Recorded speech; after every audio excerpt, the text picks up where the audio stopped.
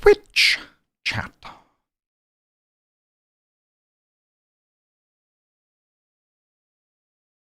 Oh, it's reading time. And I got an 8. Hey, so. Once inside the cave, the sounds of battle soften, the thick ice-covered walls dampening the roars. As you look back, however, a single large figure stumbles back from the fray and calls to you. Warm bloods, the Algok says. It is one of the brawler Algoks, a fighter as tall as a horse, but one of its arms is hanging loose by its side, and the fur on its stomach is matted with blood. Are our enemies come to fall upon our head, eh? That's just how they talk. Your look of confusion prompts the creature to speak further. The snow speakers, he growls and gestures outside. Invaded our home, they have killed many. He looms over you even from a distance. But perhaps you can help us fight back? Until a second ago, you didn't even realize Algox could speak your language, and yet here one stands, asking for your help. He moves his massive bulk to the side and waves a hand toward his dead comrades. They kill us because we are ice speakers. He taps himself on the chest as he says this, wincing slightly. The creature, despite his great size, is made somehow smaller by the gesture. You can help us. The offer is bizarre, certainly, but there's an advantage to be had here. Sotha charged you to find a way to help stop the attacks, and it would seem one has presented itself. If you help this group defend their home from these snow speakers, you may be able to make peace with the visitors. It's slow going at first. The young ox explains the situation further through labored breath. It seems this place, Snowscorn Mountain, holds religious significance to the Algox clans. Both factions want control of it, but because of the animosity, only one can occupy it. When the resident ice speakers returned battle-weary from their attack on Frosthaven, the snow speakers seized the opportunity and launched an invasion to take back the mountain. You're not sure which side you should take in this whole thing, but you know this information is valuable, so you follow this creature farther into the cave, wondering whether this is what Sotha had in mind. Mandatory quest. Alright. So last time we did the Algox offensive. Oh, it tells you there are bosses. That's nice. I should have perks available on, I think, everybody. Yeah, you have to, like, click in to remind it. Yeah, we did the Heart of Ice, and now we are... No, we did the Algox Offensive, and now we are doing the Heart of Ice. Oh, it tells you where it is. That's kind of nice. It's nice to see lots of little small improvements.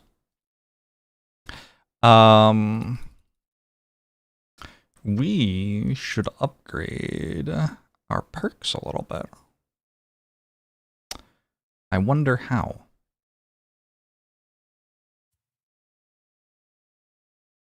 Yo!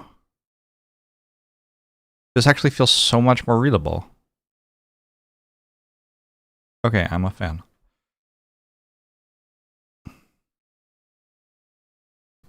This is the only thing that doesn't feel super reasonable to me.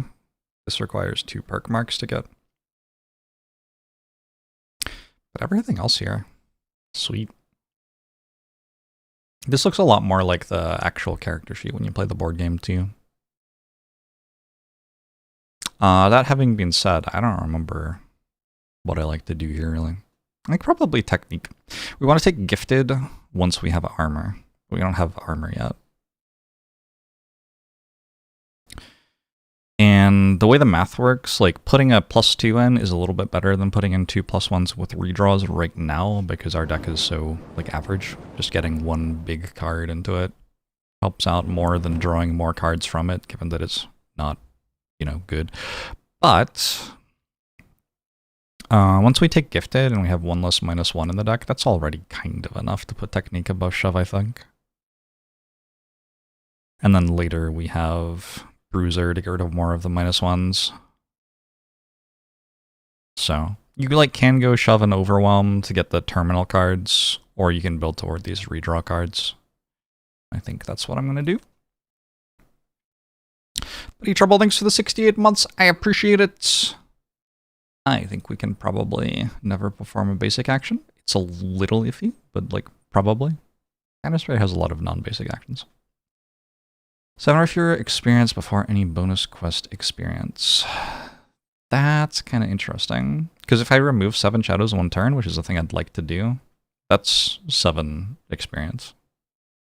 Pretty much. Shadow step. Thing. I guess it's not quite 7. Sure, we can try. The only way we get to 7 experience pretty much is by using Anger of the Dead. And the reason we will use Anger of the Dead is to try to remove 7 shadows in 1 round. By removing a bunch of shadows. But if that doesn't happen, then we won't get to 7 experience. And I don't think it's like that likely that it will happen. So I think this is right. Let's grab a Strength of the Abyss over Dark Fog. Probably have the shadows where I need them to be already anyway. I don't need Call of Doom as much because we don't need to channel Dark as much because we have a Bone Shaper help us channel Dark. Perks. Just taking Penumbra is pretty normal, I think. While I like it more, they are all written differently, so I have to like reread them to reacquaint myself with what's going on. Whereas before I was just like kind of clicking on the one that I always click on, you know? I do want Cloak of Shadow at some point. I don't think I want it yet. So that Deathwalker can do a little bit of tanking. But I think first we can just take a Penumbra.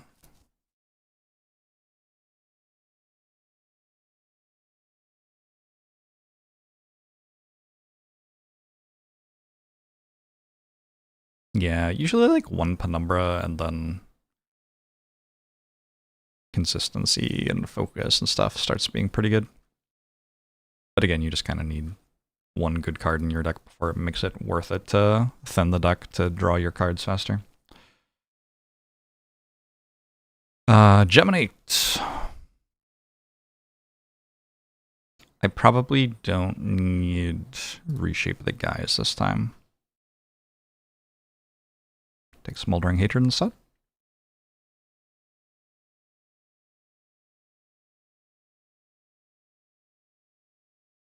I think it's been a while since I took Geminate perks. Preserve is good. Savage is good. They kind of combo together because Savage makes you brittle and Preserve gives you regen to get rid of your brittle.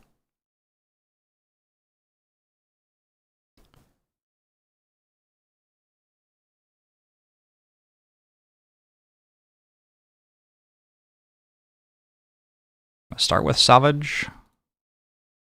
Oh, it has a little red thing on its brittle. Very cute.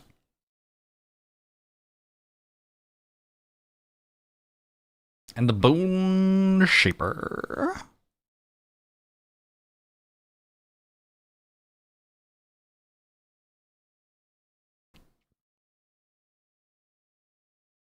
Inhumation's the best we can do. Does it? Oh, I see, up here. So I'm 2 out of 3 the next one already. I don't think I want to save for Death on Arrival. But Death on Arrival is definitely a thing I want soon. If I level up and complete my quest, I can take Death on Arrival next, which would put me into Mission 4 with Death on Arrival and whatever other thing I take. So, let's do this maybe. How many times can you rest? You lose a card every time? Do you have like 12 cards of this character? Interesting.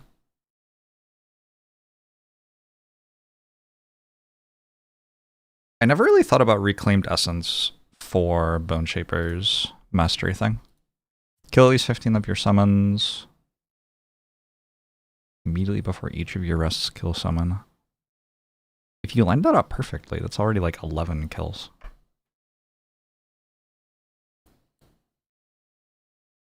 Replace a +0 with a +1 and you may kill the attacking summon to add +4 instead.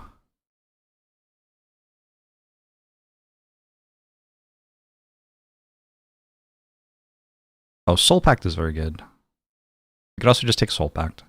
When any hero ally would become exhausted by suffering damage, you may suffer 2 damage to reduce their health to 1 instead.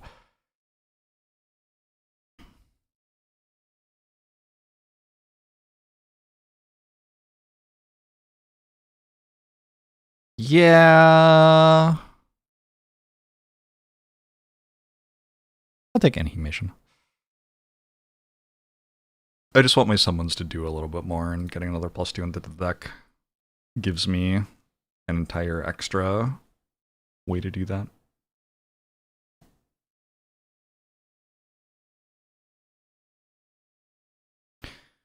The goal for the mission itself is set up a bunch of summons and shadows in the doorway, pull one of the enemies into the doorway, and then kill it.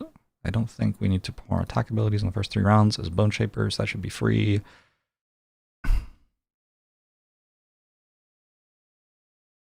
And Rambler is usually pretty good on Geminate. Although we have to be careful about it because the Snow Speaker boss immobilizes, which will stop us from doing this. Adriel, thanks for the Prime. Appreciate it. Okay. I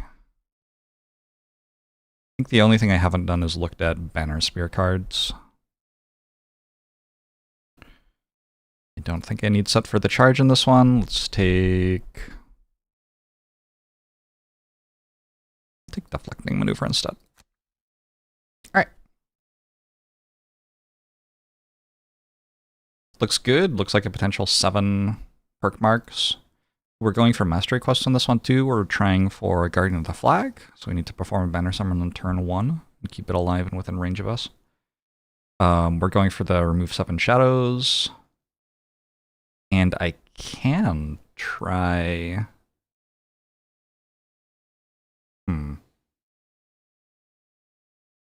I can try either switch forms each round or lose at least 1 ability card each round, but probably not both.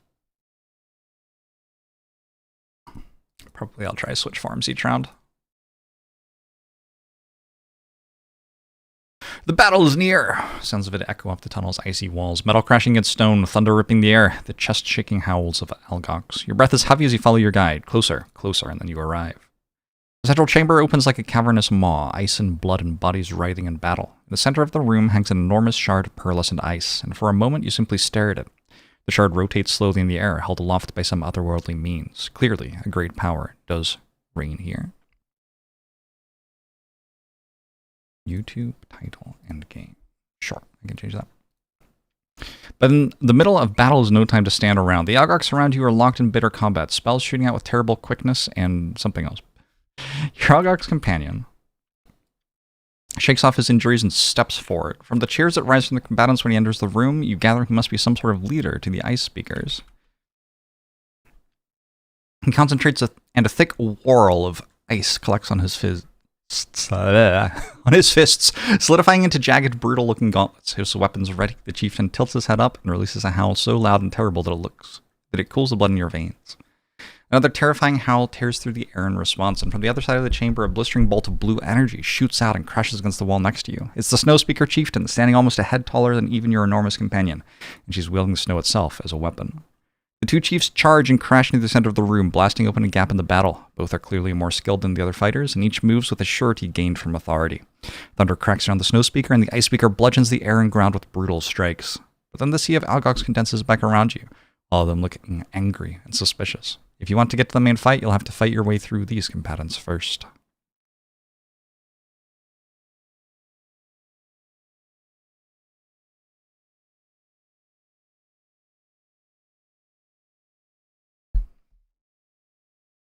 Almost skipped the stream. You clicked it because you recognized Frosthaven on the thumbnail. It's a frosty stream. Hey, Shay, hello. I enjoyed it. I may play it more. New Magic cards are just exhausting. Teacher, thanks for 6 9 months. Appreciate it. So I kind of reached like a burnout point where there was just so much text on every single card, almost none of which mattered because like you have the 3 cards which are really, really, really strong that are making all of that irrelevant. And yeah, that made me less excited about continuing. Alright, So the tricky thing at the start here is trying to make it so the scouts fight against the guards. We have this side where if I set up like this, I'm equidistant to the guards from the scouts. So as long as these two characters go very slowly, we should be fine. And we have this side where no matter, well, because I'm playing 4 characters, I guess, no matter what, I'm going to have one hex that he is actually closer than the guards. So the way we probably deal with that is with Scarab Flight to push these back. We want to go before they do. And we want to swap forms every time if we can, and we also want to move if we can. So we got 27, which I think one of the weird things about scouts, it seems like they would go fast because they're scouts, but they actually go very slowly in the initiative order. Their fastest is 29, so that's fine. 27 will push them this way, and then we can move because we want to end no more than 3 of our turns in a hex in which we started the turn. So we'll move, I don't know, somewhere. Maybe here, honestly. That would be fine. Having moved there, we create a hex back here for Banner Spear to... Do you have a bow? I do have a bow. Banner Spear to maybe make a Banner of Strength and Incendiary Throw. Oh, which of my things did I take? I brought my Circlet of Eyes. So if I Incendiary Throw... If this moves here and this moves here, 1, 2, 3, 4, not enough range. I'll Banner Spear here, I guess. Still not enough range. Maybe Incendiary Throw only hits one of them. I'd really like to Incendiary Throw both, though. Maybe I wait until next turn. In which case, what do I do with this turn? I meant to never perform a basic action. I guess I could just Driving Inspiration. That will be in range. And then next turn I can move up a little bit and Incendiary Throw 2 Algox guards. And I can do that pretty early in the turn probably, because probably they will be next to each other at that point, so my initiative doesn't matter as much. Random class selection, I'm just using random.org. I played Android Netrunner. I played like 1 game of Android Netrunner, maybe 2. It seemed fine. I was playing it like online. I think it's harder for me to get into board games when I'm not playing them in person with people. If I'm like playing with other people, I don't enjoy playing online as much as I enjoy playing in person. Deathwalker's going to use top half of Call to the Abyss to start getting shadows going, and we're going to move up with Lingering Rot so we can poison whichever Algox is standing here, assuming that the guards are here, not the scouts. If there's a scout here, probably I won't poison, because this is another situation where Team Red beats Team Yellow. So we want to try to help Team Yellow. We're allowed to attack for the first 3 rounds here. Honestly, there isn't much that I really want to do at all. I could use a Damned Horde to put 2 curses here. That's kind of iffy though. Actually, I think the game changes how the scenario works, so it's actually bad. I think the bosses have their own modifier decks. In the board game, the bosses, like, one of them has the red team's modifier deck, and one of them has the yellow team's modifier deck. They're immune to curse, but if you already put curse into the deck, then you can have them draw curses during the boss fight. In this game, I don't think that matters. I think cursing the scouts just makes them deal less damage to the guards, which isn't actually a good thing. So I don't really know what to do here. I can't make an attack. I guess there's Transfer of Essence. I could strengthen Banner Spear for the Incendiary Throw next turn and poison one of the guards. Just make it as extremely likely as possible that the Incendiary Throw wounds a lot of stuff. You think I played that on stream against an actor from Crazy Rich Asians? I didn't remember I'd done it on stream. But yeah, Calvin and I played it.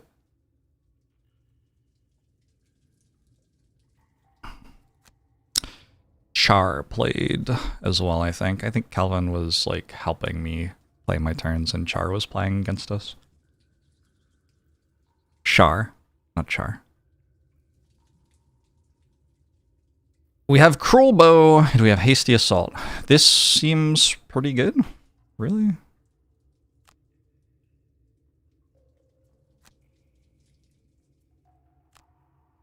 So we're gonna push these away.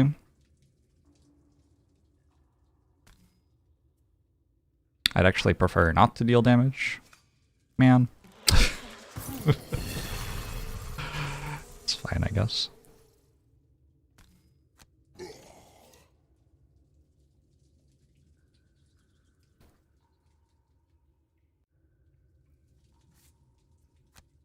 Go here. Swap forms.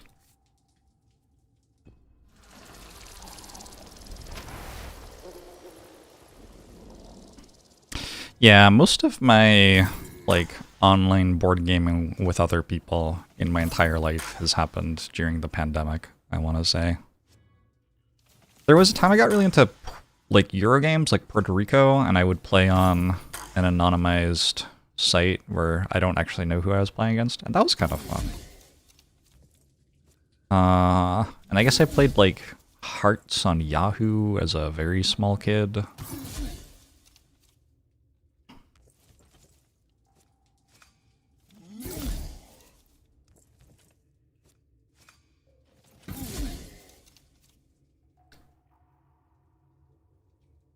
Alright, one Banner of Strength.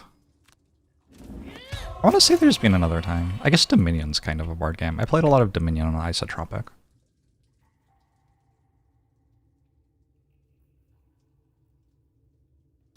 Let's try to get these killed semi-efficiently.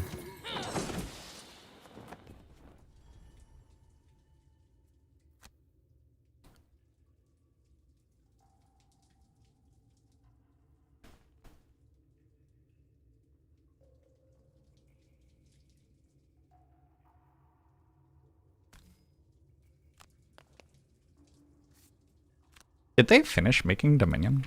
They did, right?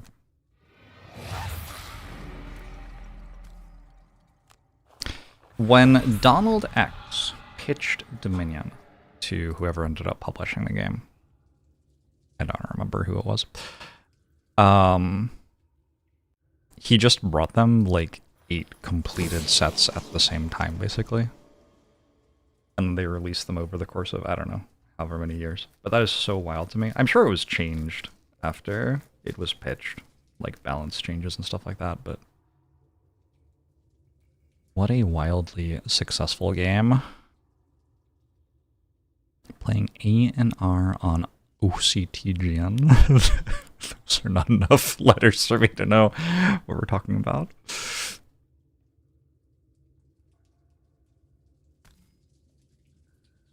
When I lived in France for like 3 months, one of the things I did, because I didn't speak French or have any like friends, was play board games online. That's when I played a lot of Puerto Rico. I'm trying to work out which one I want to poison. In theory, I could poison this one and it's like kind of better, but I think I just poisoned this one. And incendiary throw this, so I don't wound that. I wound all 5 of these, all 3 of these, but leave this one alive.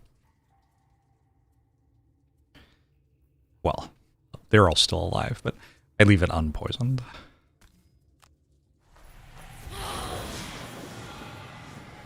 Okay.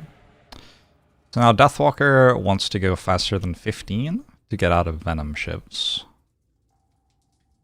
We're going to walk backwards, and we're going to use, I think, Forceful Spirits to attack. Unless I want to melee attack while I'm up here. Definitely could. Really old app. Before Tabletop Simulator was a thing. I wonder how much Tabletop Simulator like steals all the traffic from those sites. I do feel a bit like the sites that were like deliberately made to play a certain game did a better job of it than Tabletop Simulator ever did. Ever has. There are some games where it's just like, I don't know, there are like 10 different buttons, and if you have an interface which is just for pressing those 10 different buttons, that's going to be better. Jack of all trades, master of none. Exactly.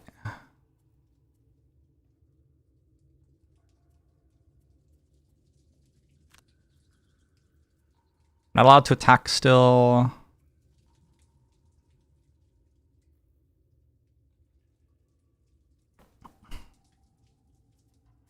Go bottom half of Exploding Corpse, actually. Which means I want to go at 21, which should be alright. If this kills that outright, then this will come here and hit me. But, like, I lose a card. And that's fine. And it's not that likely to happen.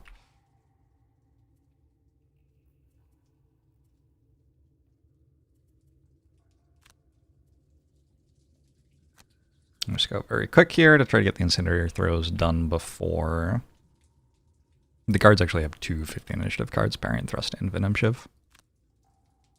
I want to get them burning before that happens. Using attack amount on a summon is allowed. It doesn't count as an attack as far as you know. Well, I don't have a summon right now. I believe you are correct. Okay. The scouts are slow. It's somewhat likely that this plus this kills that one, and this isn't actually standing next to anyone to attack.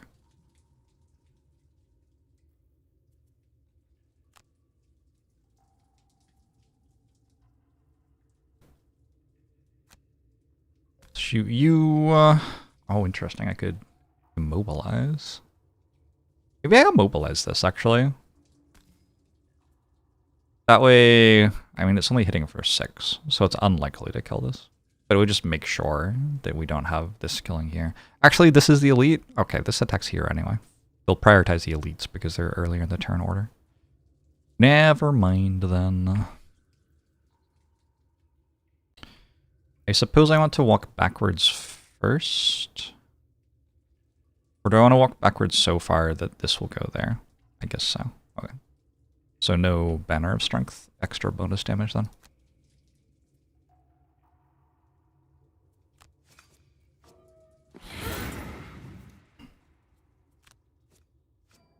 Nice. Nice, really good. That's what you get for upgrading your modifier deck. We want to use our bow. We want to use this. We want to hit there, and we want to hit there. This one's for 3, this one's for 2. We're strengthened. Like, yeah, okay. Pretty solid turn.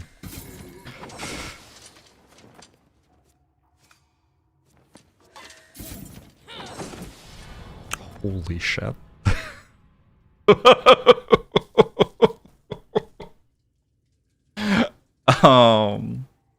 Not allowed to perform a basic action, so I won't be moving.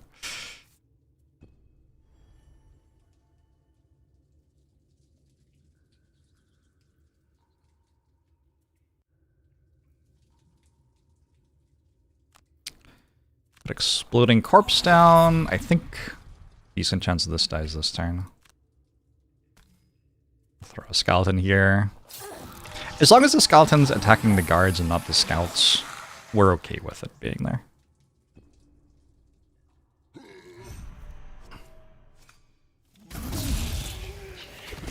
Oh shit. Now this comes to the skeleton, actually. So I guess the thing I said was wrong. Not okay with it being there at all. It gives me something for people to fight.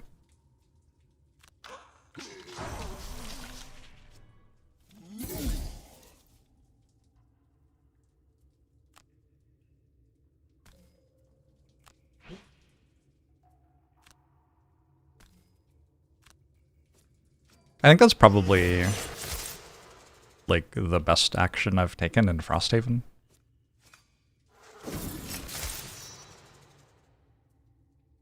I have never wounded 8 things with 1 action before now, definitely. And I also dealt, what, 5 damage and maybe more than that? Ah! Kill them! Okay. Could have gone slightly better. We're still trying to swap forms every turn. I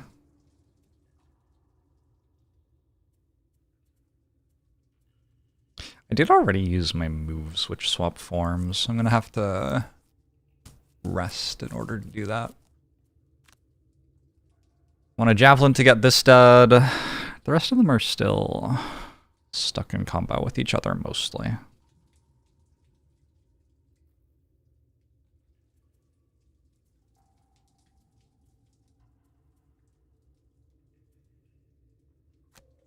Bottom half of Mind Spike, top half of Smoldering Hatred looks okay.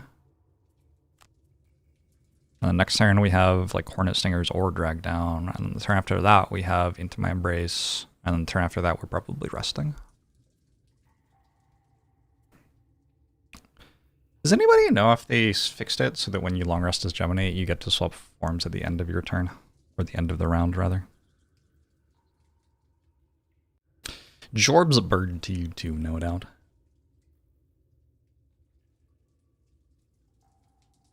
Jorbs bird indeed. Last turn of not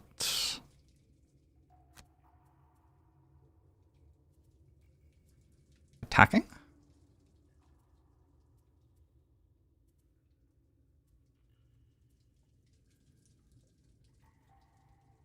I think at this point I can put a Wraith down.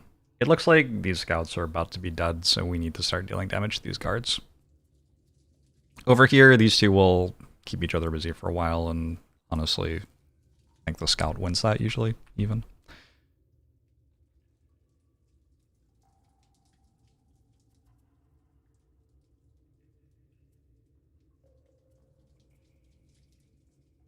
Doing a great job of making shadows so far.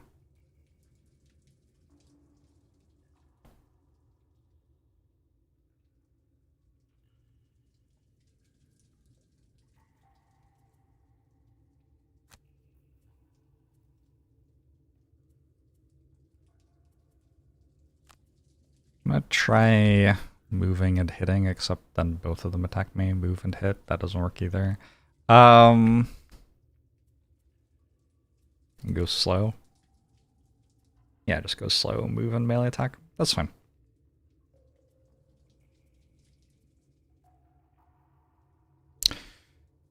Then we have a javelin here. Bottom half of cards. Charles Reinforcement.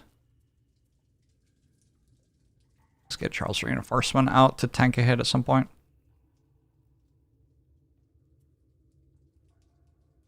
And see what happens. We have Parry and Thrust from the guards. Rancid Arrows from the scouts. That's a little tricky. Because the scouts will walk backwards. Which means, like, next turn... Where does it even go? This goes all the way to here. Or to here. To make an attack without disadvantage against this one. So probably I want someone standing here. When the scouts move. Which could only be Geminate.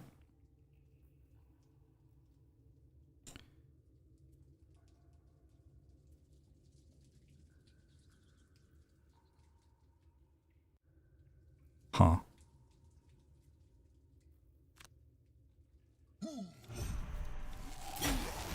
Hey Vampy! Doing okay. I played a lot of Modern Chandelar is what I'm going to call it yesterday. Like 15 hours or something. I feel kind of tired. Maybe I should become a park ranger.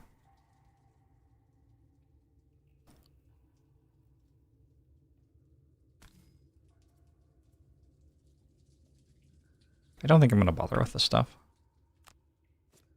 You were lurking, it was cool. Nice. Yeah, I had a lot of fun, but eventually it does get to a point where it's like every single card has 3 paragraphs of text, but none of them matter.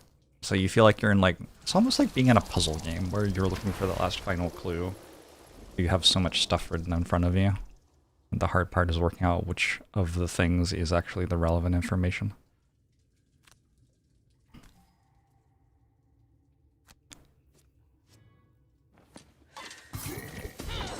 Unfortunately, I don't think I can make Charles reinforcement here. Oh, I can. Because he's one at 15. So this will prioritize attacking there. Okay, cool.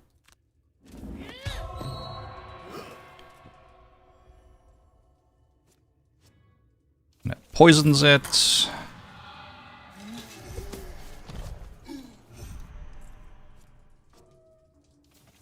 Oh, because this died, it was always going to go either here or here, I guess. That's a good outcome. So now we have this one that we can fight, and these two will fight each other. Hopefully these two will fight each other. I'm going to give this a curse.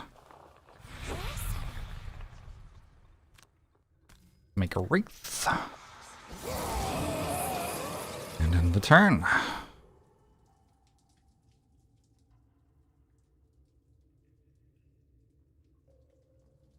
I don't really know what Deathwalker is doing.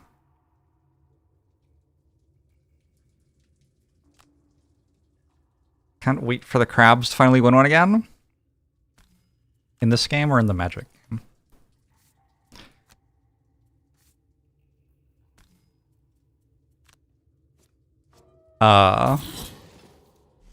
This party does have questionable ability against the crabs.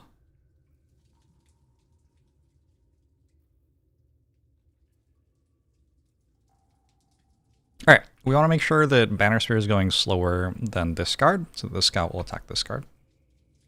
I think 75 is the slowest, 70 is the slowest, so we'll use Unbreakable Wall. I think I'm just using Regroup.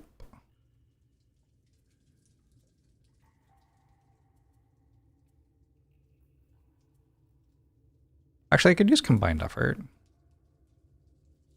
This way I can like move up, move the banner up, make an attack at 83 after everybody else is out of the way and stuff. They still have Venom and Shiv, so Deathwalker might get murdered here a little bit. Unfortunate, but it happens. Just trying to get out as soon as I can.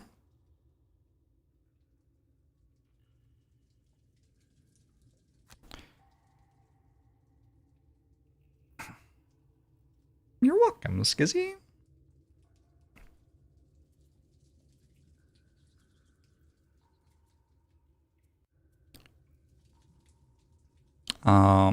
Drag down would be a sensible way to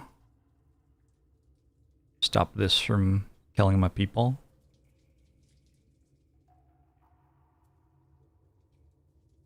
Sure, and just go at 14 and drag it down. So it's only Venom Shiv that's an issue. Venom Shiv is an issue though. And we've successfully performed no attack abilities for the first 3 rounds. Now we can finally do stuff like get a thing with a decaying well.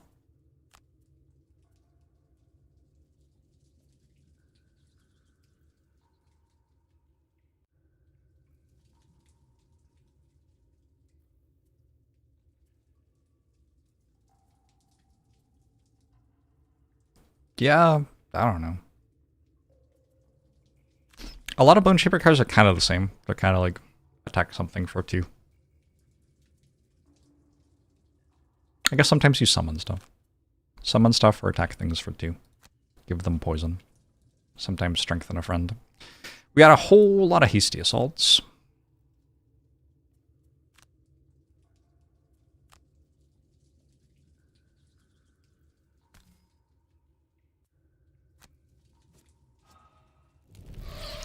The crit! Holy shit!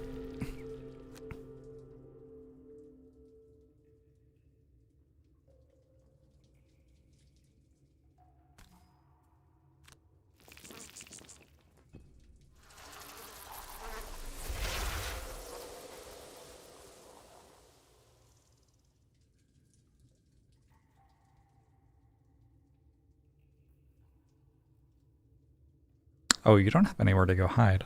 Interesting. Except I immobilized it. So I can just stand here.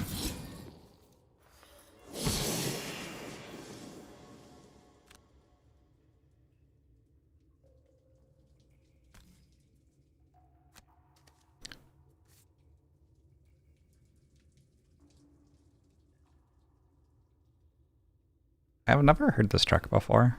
I don't know what taco is. What's taco, chat?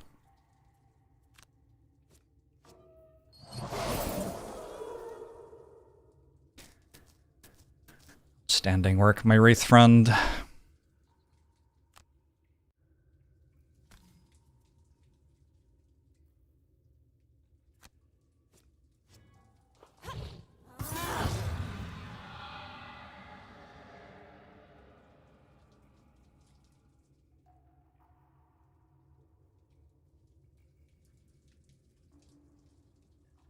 I carved a pumpkin this year. No, I do have a pumpkin outside my front door, but I did not carve it. It is solely a pretty pumpkin. It is very pretty, though.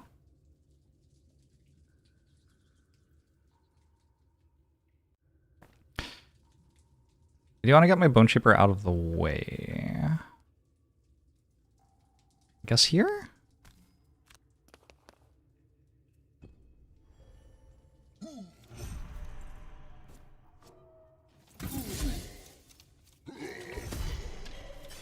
Trump always chickens out. This is from 2017, though, I think.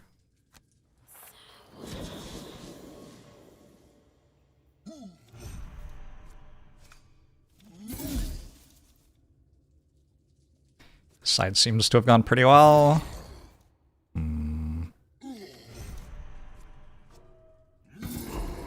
He was like that in 2017 as well, I guess. Yeah, Trump's been doing his shit for a while, huh?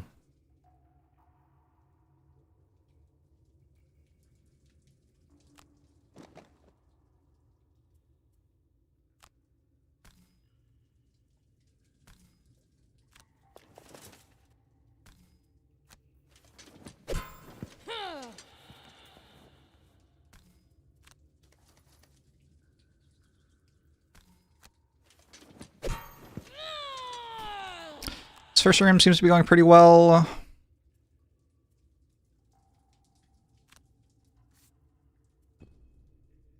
All my battle goals are still live.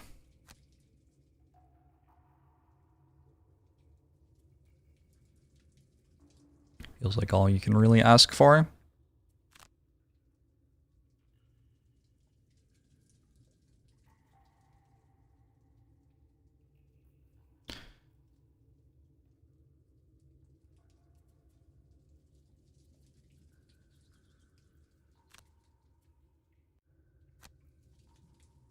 Should we talk about politics, Twitch? I think maybe not. Maybe not right now.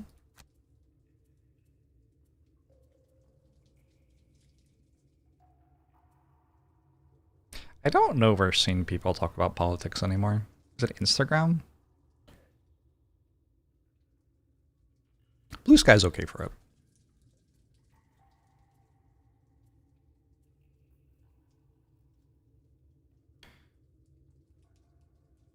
We want to go later in the turn here. I can't consume my earth. I'm kind of leveling up with Reckless Abandon. I'm a bit concerned about level 5 enemies. Kind of feels like I'm gonna run into level 5 enemies earlier than I'm prepared for.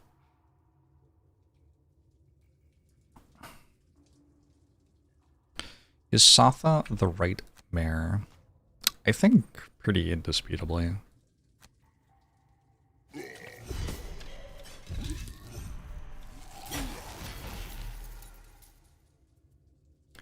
The game presents Satha as an excellent mare, and I'm inclined to believe it.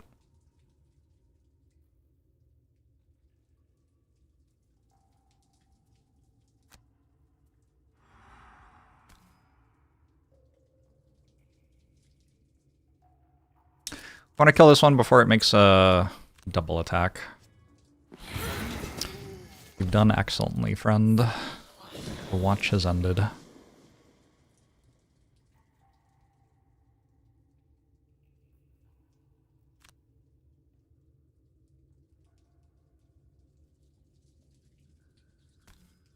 Correct mare is the Snow Thistle druggy.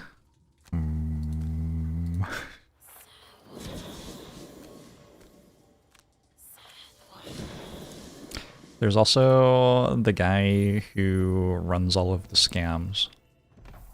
Another strong option.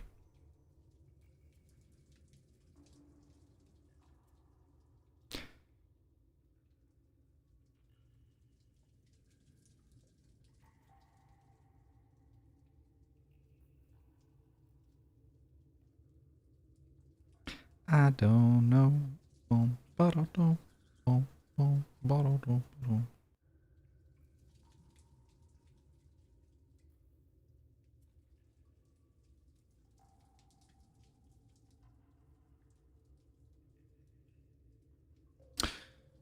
So I'm going to pull this in.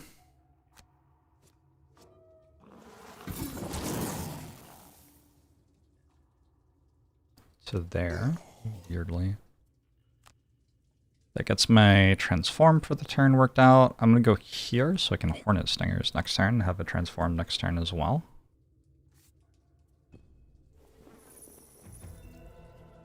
I think I'm going to get shot because of that. But that's okay.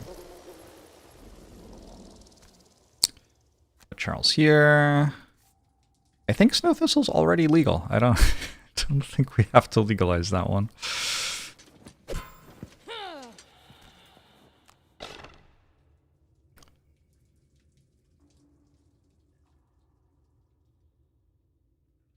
Put it all the way up there. Just feels like a little die. Should I put it there?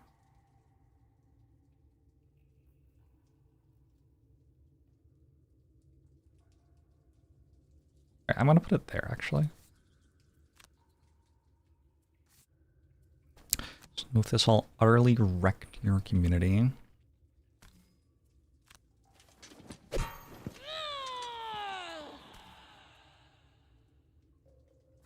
Sorry to hear it.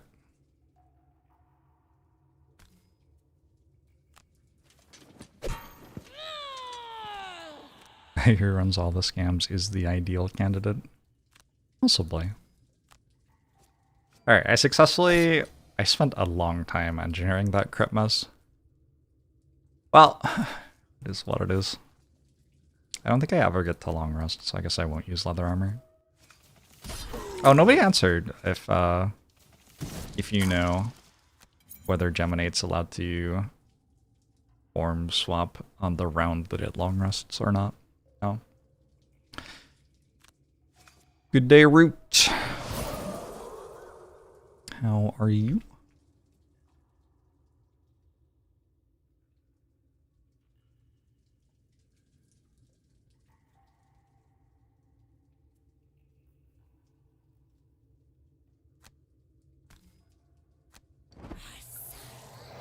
Consume earth to poison this.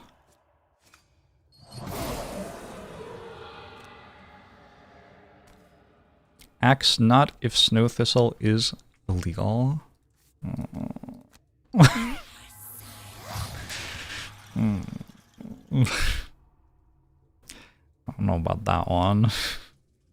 I'll take a long rest here. I think it's fine. We're at 10. If it shoots us, you know, we're at 10, like I said.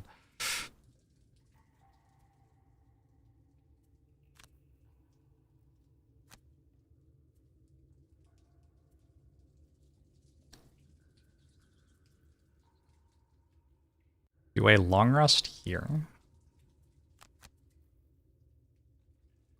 It's kind of an iffy long rest. So maybe Geminate has to come over here and kill this one. Is it a Venom Shiv still? Just reshuffled. So we got 14. Or 12 rather. 14 is that one. Come over, hit it with poison. Actually, yeah, I do have to do this because I have to form swap, right? Come over, hit it. That means Deathwalker is fine to long rest. Banner Spear is long resting. And here we're just using our last two cards. That's completely fine. They did Venom Shiv. Alright. Venom Shiv and basic attack.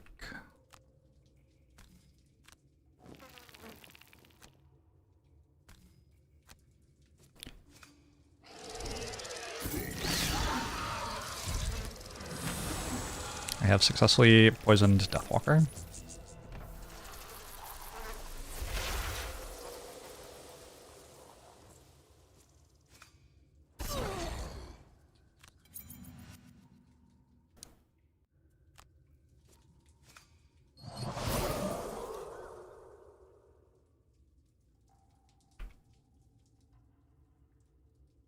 Deathwalker definitely has like the aura of deserving it.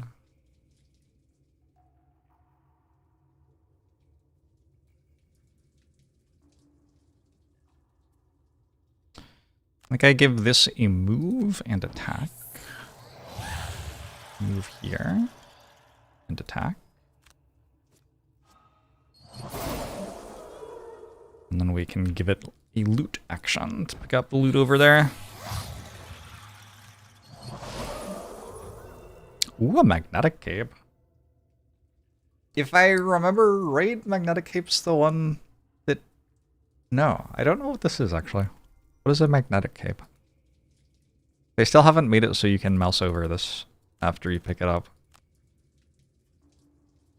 There you go. During your turn, perform teleport 20 next to one of your allies. That's what I thought it was.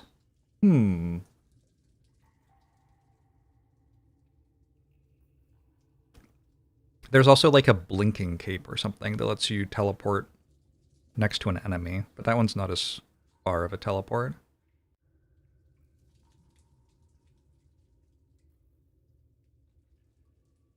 It doesn't feel like the right character to put it on, but cool.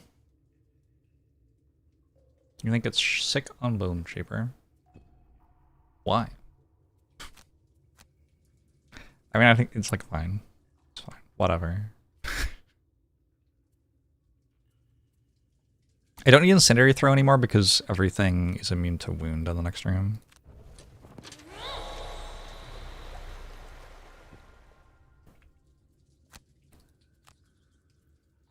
And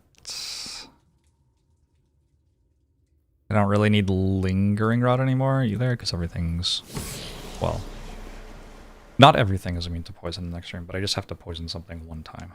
We don't need a ton of poison cards. Yeah, it seems like it would be very, very silly on Blinkblade.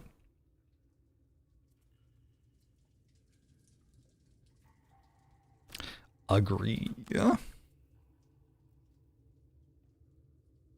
Banner Spear is going to run up here, chuck a thing in there. Oh, actually, I kind of need Geminate to kill this.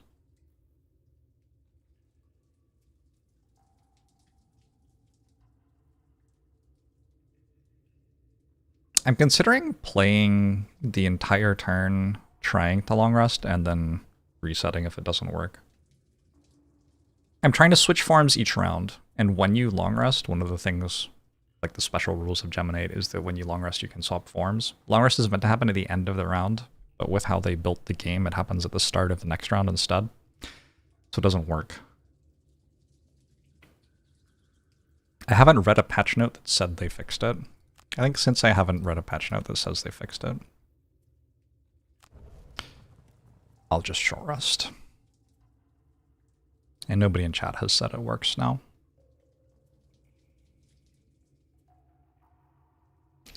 Scarab Flight to move things, into my Embrace to move things. These both feel important for later. So maybe my Phase Shape Form swap. There you go. This turn is actually Selfless Offering. Smoldering Hatred. Did I see Dua Lipa? I did! That was a great show! It was very, like, choreographed. That's the word, probably. There was no, like, there is a break between songs now, and the artist is going to talk to us ad-lib, or whatever. Like, everything was always constantly in motion from the start to the end. And if she needed, like, a costume change or whatever, somebody else was doing a drum solo, or there were pyrotechnics, or... Yeah, it was a good time. It's the, like, first time I've been to a... like, an arena concert is probably what that's called. I don't know. Biggest concert I've ever been to, though. Would I go to another? Maybe. But I definitely had a good time once.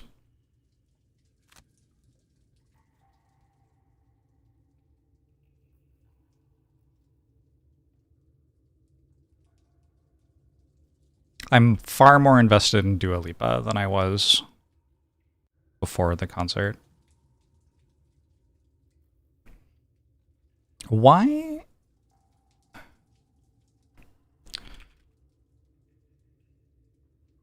Is Dua Lipa... That's just her given name.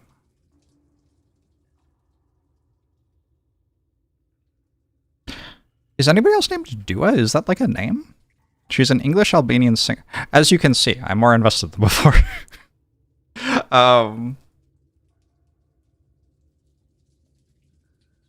She was so much more British than I thought she was going to be.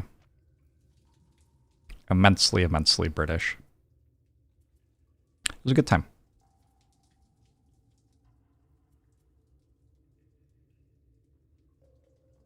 How likely am I to recommend Dua Lipa to a friend? 4 out of 5. We noticed that our favorite songs of hers were all from her first album. And they're all like, you broke up with me because you're a shitter, but I'm going to like persevere sorts of songs. And it intensified my theory that musical artists like create a certain sort of music before they make it big and then lose access to that inspiration once they're like wealthy and taken care of and everything. Like Taylor Swift for many years was just going from bad relationship to bad relationship, and then her next album would be about the bad relationship she'd just gotten out of, which is a perfect like content strategy. But now she's like in a happy relationship and she's having to like find her way again, you know? And so one of my theories with Dua Lipa is that she just kind of got her happy relationship kind of straight away almost, and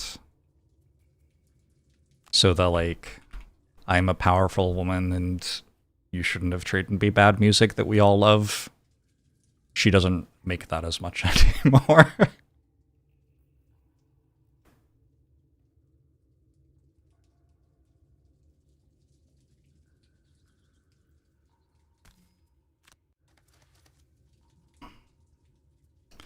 I have my 5 shadows.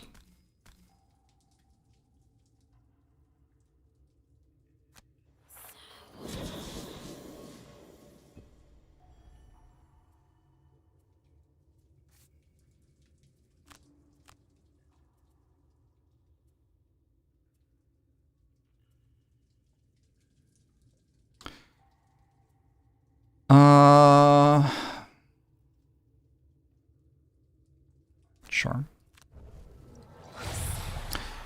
Bone Shaper's going to be in charge of picking up all this loot in this room. Shouldn't take too long. This round, we're going into the room.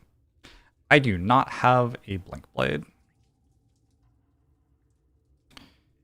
So, I kind of have to use Draining Pincers on Geminate to get my form swap as well.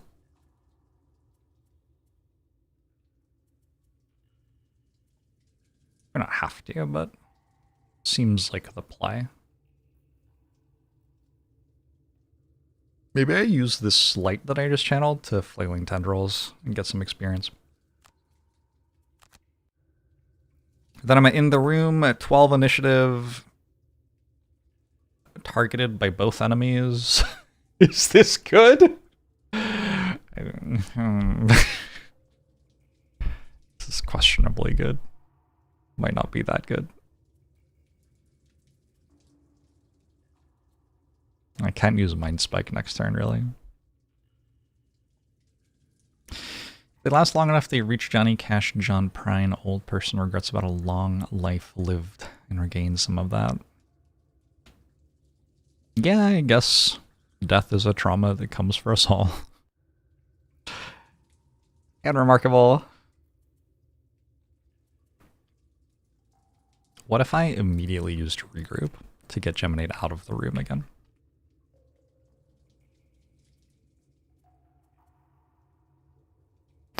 Did I roll yet for which boss I call? Oh, wow.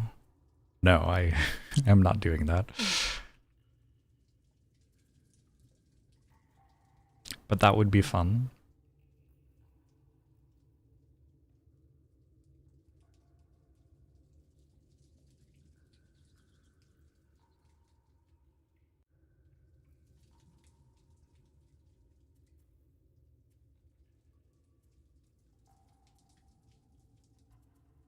Maybe we go slow, loot this, teleport to a shadow, and just like chuck a ranged attack at someone. I guess that one.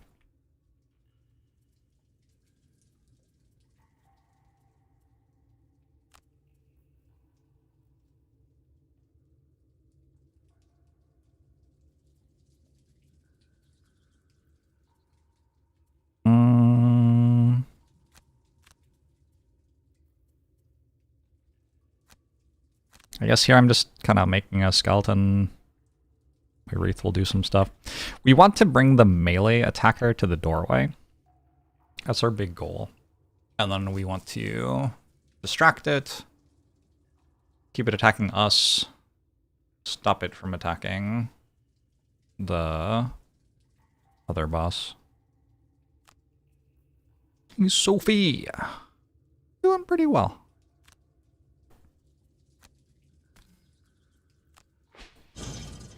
You move up into the main chamber to see the two chieftains locked in mortal combat around the massive crystal of ice in the center of the room. The August behind you no longer give chase. They are waiting to see what you do, but you can afford to wait no longer. If you're going to buy security for Frosthaven, you'll have to help finish this fight. It's time. Pick a side. They are both using twin shots. That's kind of interesting.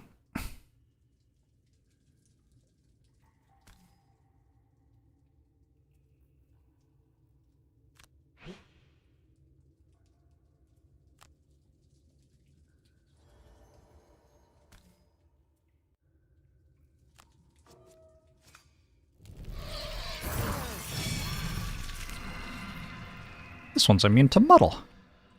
Today I learned. One of them hits for 5 and one of them hits for 15. Slight difference.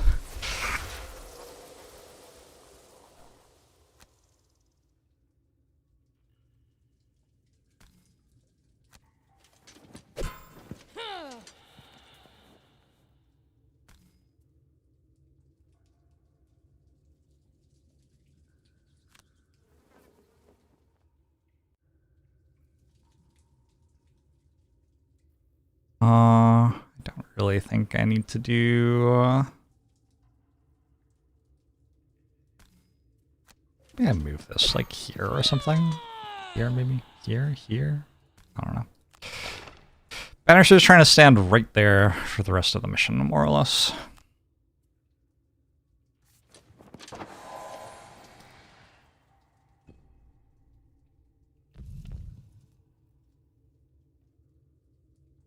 Oh, are you attacking both of my people? Might as well use this, but probably losing a card.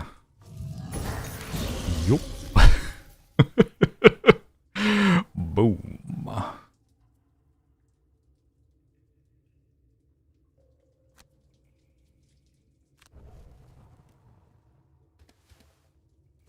Fascinating.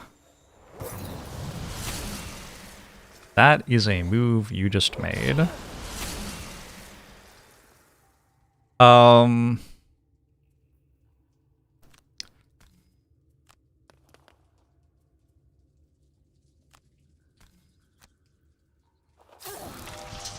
also a chest over there that I can theoretically get with someone. I might even build the Horn of Command here. I do have a Bone Shaper.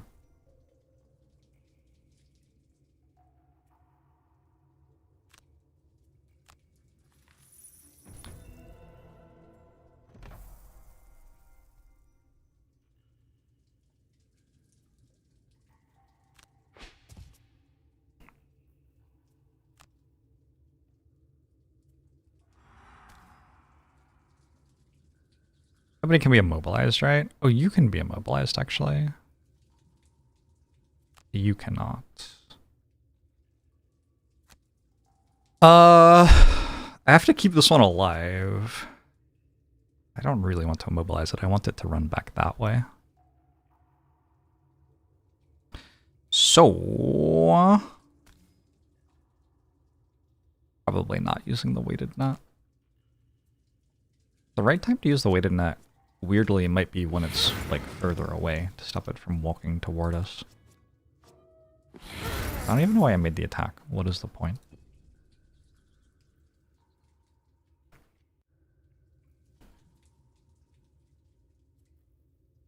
Okay, let's get Charles' reinforcement down.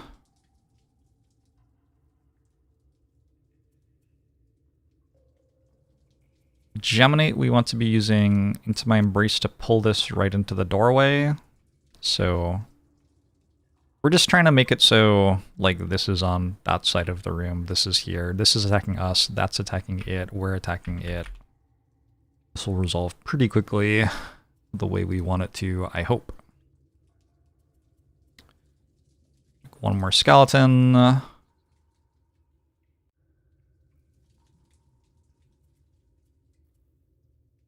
I think prevent damage to my skeletons. And Wraith. Because they're going to be up here tanking for us.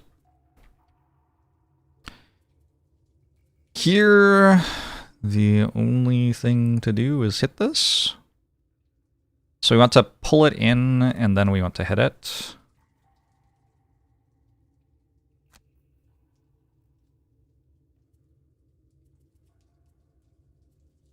I'm going to like step here, pull it to here. This will hit it, walk back.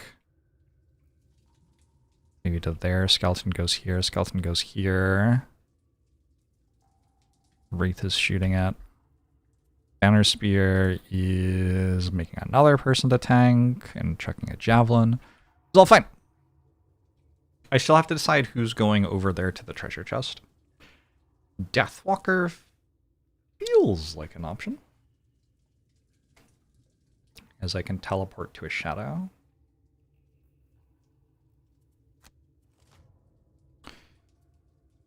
Snowspeaker is attacking 2 targets. Pushing them 2. Snowspeaker Chieftain's making a basic attack. So this is going to... it doesn't move.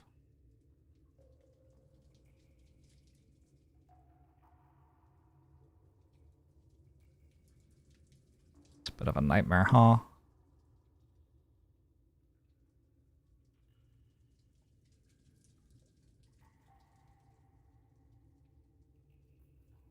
It's going to be over here. I can pull it to there.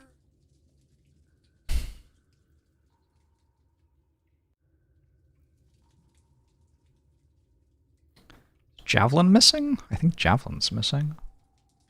Alright, we'll go faster so the Javelin doesn't miss.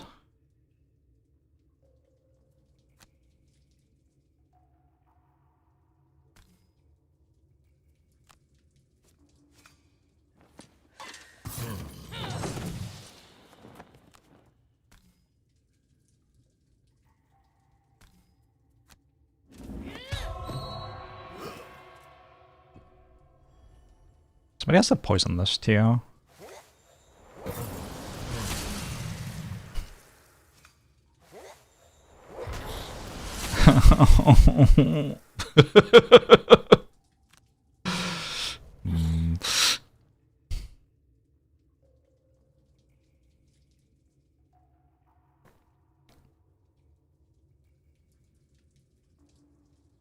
Alright, maybe it's Gemini.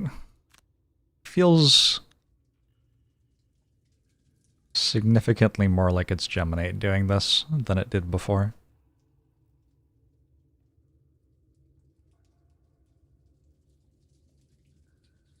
Going over to the chest, I mean.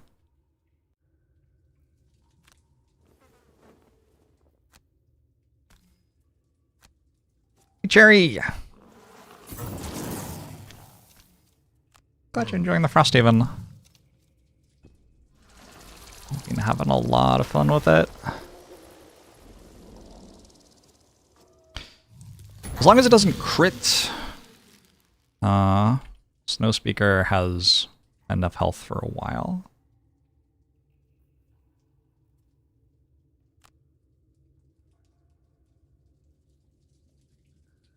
If outcome of this mission didn't matter for unlock nor difficulty, to focus fire them whose chieftain would I prefer to save?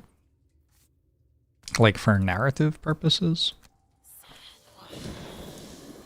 Or for...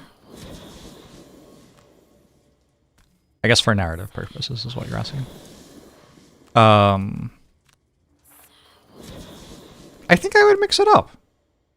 It's not like one of them is like the evil option, one of them's the good option or anything. They lead into different quest lines. Deliberately didn't give that the banner of strength.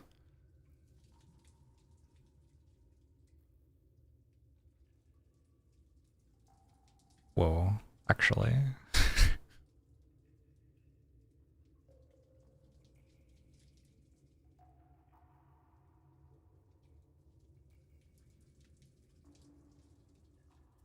Bone Shaper could go get it. Because I have the magnetic cape.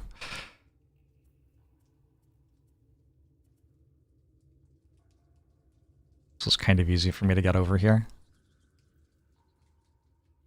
I think first... let's pick up this loot. Bone Shaper also actually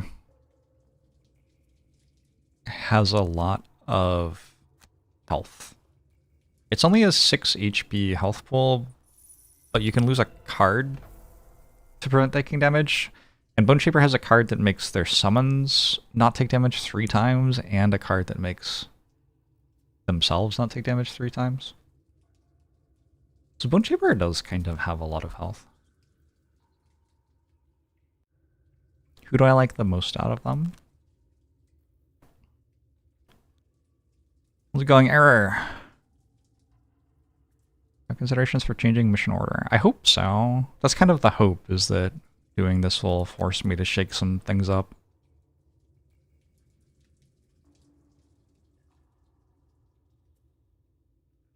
I don't want to just be doing the same thing every time, you know?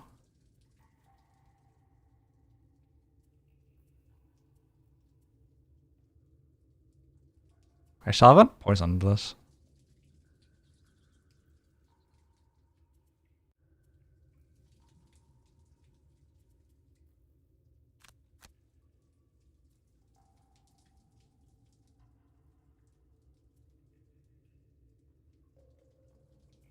I have a spear, right?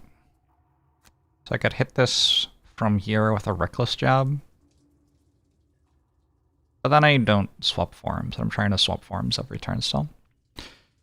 I still have Rambler going, I still have switch forms each round going. This is like getting kind of close to being my best ever mission in terms of rewards.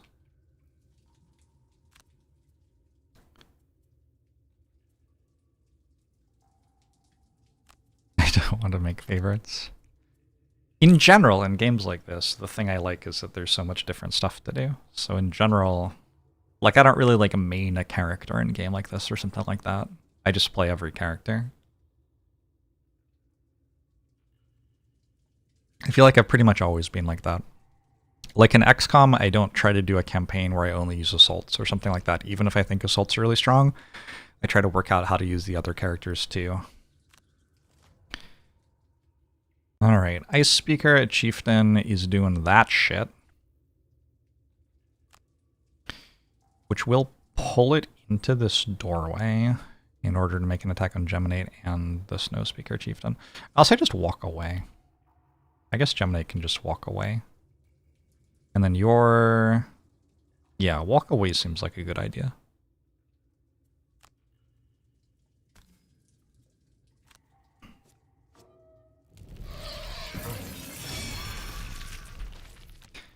Like Drifter's pretty strong. If I had to bring a character on every single mission, I wouldn't mind it being Drifter.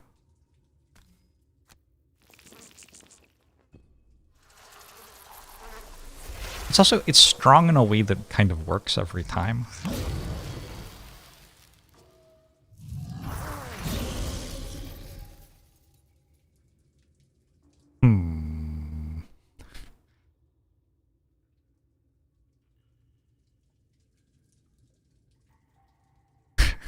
We're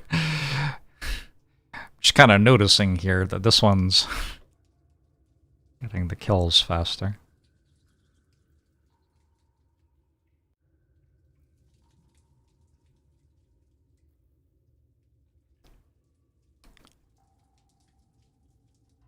Feels like Deathwalker is meant to not move, which is upsetting. But there's no reason to attack it for 3, it won't take damage.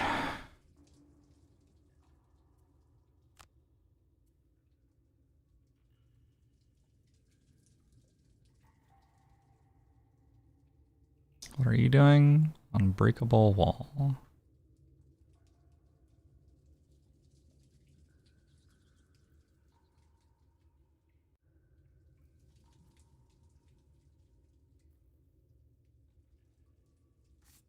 Oh, you can get so much more than 6 to 7 experience for Mission on Deathwalker. It's possible. This is a thing that you can do.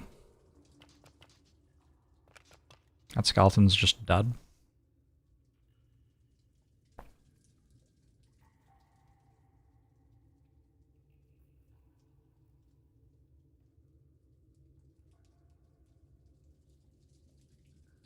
I mean... YOLO.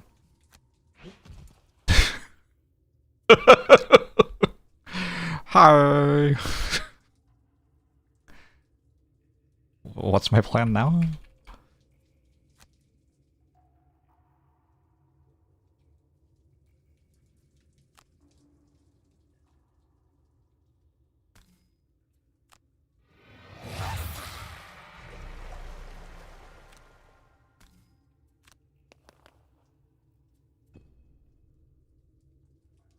Charles Reinforcement could walk in and die as well.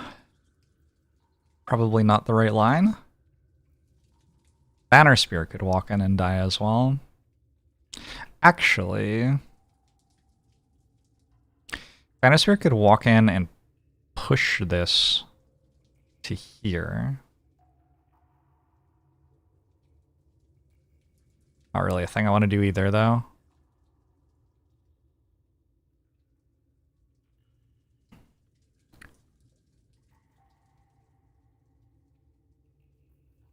With this template attack, it's going to prioritize attacking this, but then it can place the template wherever it wants. So we'll place it like this to hit this skeleton right now. So if I move up into this zone with Banner Spear, etc., you know, we get hit.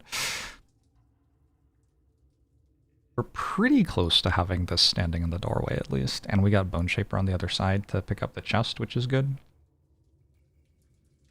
I think Banner Spear is just done.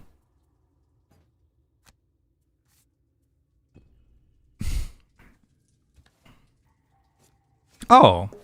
Oh, I guess you don't have vision to this. Sure.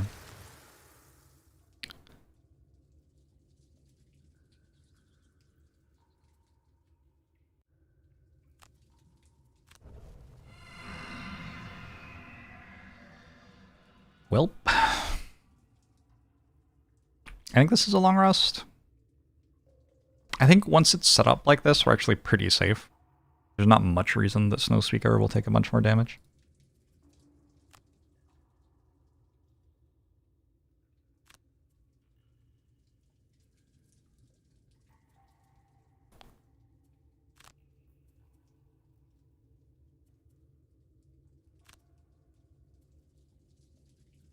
I only get poison on this. I walk to here, so I'm like pretty safe from everyone in this ram. We don't want another very fast attack here. The 11 or 14 would be very bad. Wait, actually the 17 hits us too. Holy. Maybe we should go slow then. Let's actually go slow. This way, if it draws the move and attack, it will go this way, which isn't great either. Oh no, it attacks my skeleton. What am I even talking about? Okay, we're good. Because it'll go here to attack the skeleton. Why doesn't the Algos Snow Speaker just lose cards so she does take 20 damage hits? Depeche Mode. I don't know what that is. Where we're just listening to them. How's Bo doing? When will be the next inside? What will we call it? Outside? Oh god. Actually... someone could absolutely make an outside right now. Okay, it moves... it makes ranged attacks.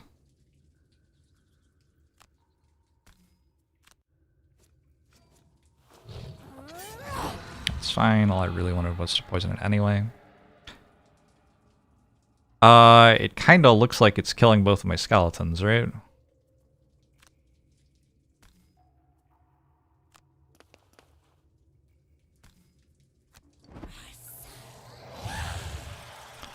Oh well.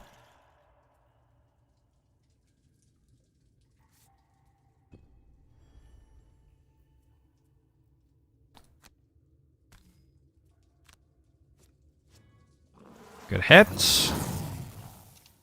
28 out of 44, getting pretty close there. I could consume Firefly Swarm. I really know that there's going to be a better time to do it than now.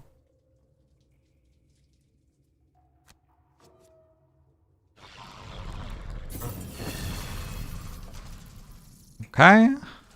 We have ended that turn in the same hex as before, so that's one more tick against us completing Rambler, unfortunately. Goodbye, skeletons. You are very dead.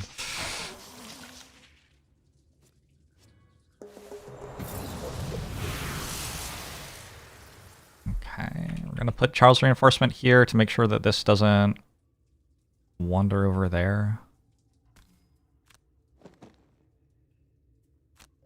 Spear is gonna long rest.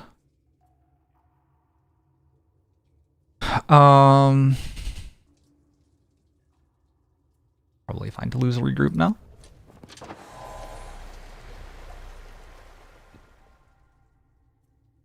Deathwalker is gonna long rest, and we could lose Sunless Apparition. That'll be fine.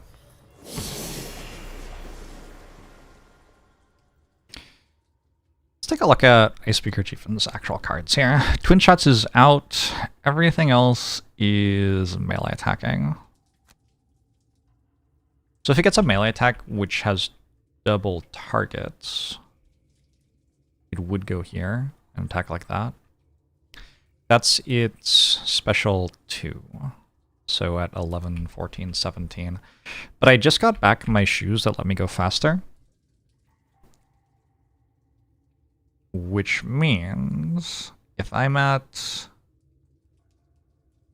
less than 11, which I can do with like deflecting maneuver, for example, or driving inspiration, I can actually have Bannister goes first, bring Charles Reinforcement to like here, I guess? Bring Charles Reinforcement here, and that way Ice Speaker Chieftain can't get more than one target, so won't move. Driving Inspiration's fine. And actually, I could use the bottom half of Javelin even to pull it into here. Potentially could be good.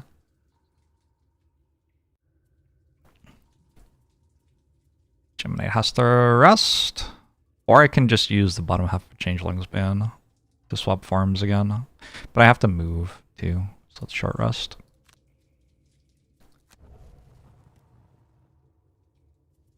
Getting a little bit low on cards. But drag down should be pretty guaranteed to be workable.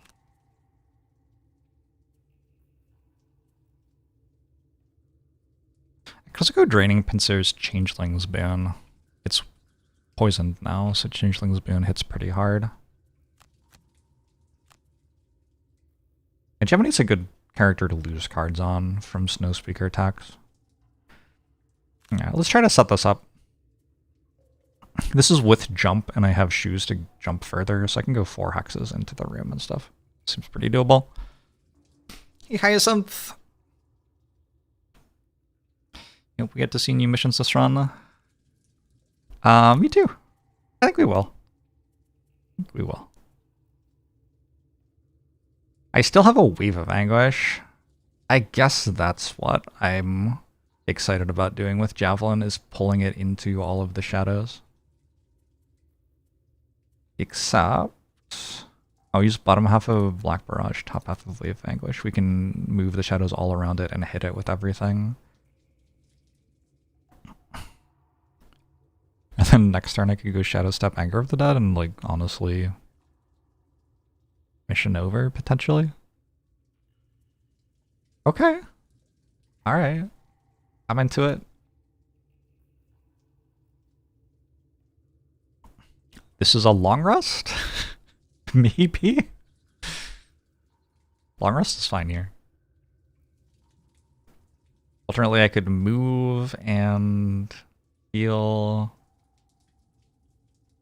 I don't really see any problem with long rest. Long rest is also the coolest thing to do in this spot. Alright, let's see what happens. We got Special 2 from Snowspeaker. It doesn't get to consume frost, so it won't immobilize. Just a basic attack from Ice Speaker. So it's going to push this 2 to, like, there or something. And my Bone Shaper's fucking long resting.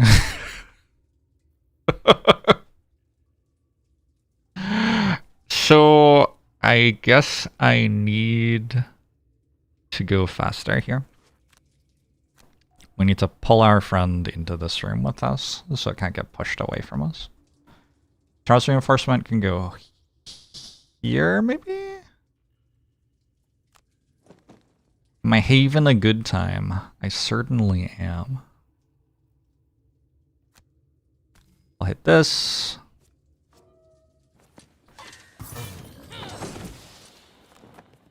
We will pull this into the middle of all of our friends.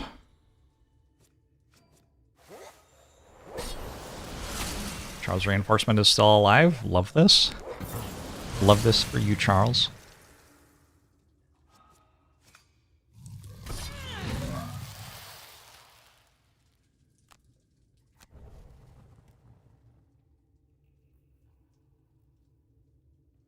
Do you have to make every attack with Wave of Anguish? Surely not.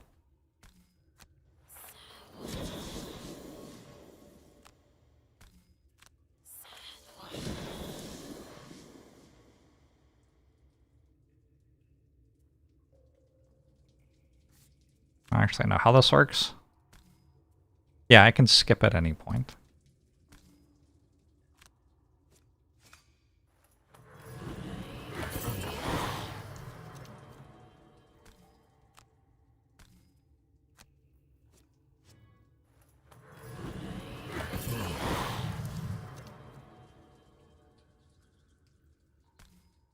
So crit still doesn't kill.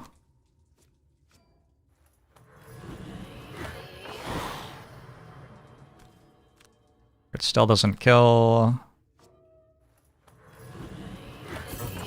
Now if I crit, it's at 2. I would have to unsummon the Wraith, which I'm allowed to do.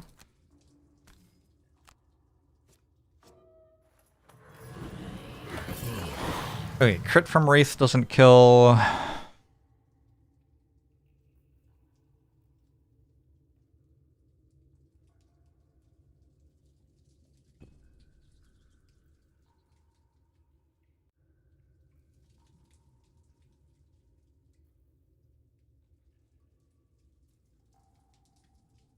Kind of went off. I will attack here, but I won't get the +1 from the banner.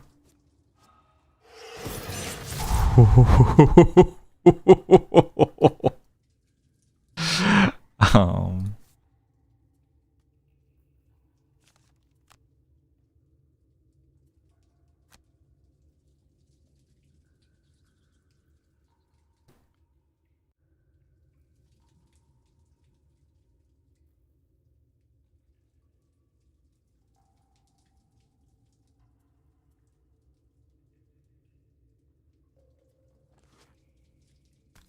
okay.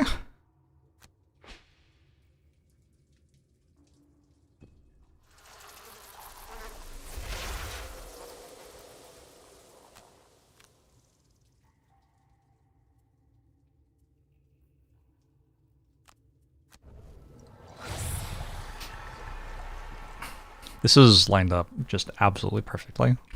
So Banisher goes at 15. Hey, Ad Infinitus, how are you? Deathwalker goes at 19. Geminate goes at 18. Actually perfect. It's a thing of beauty. Deathwalker can summon another skeleton and walk over to the chest.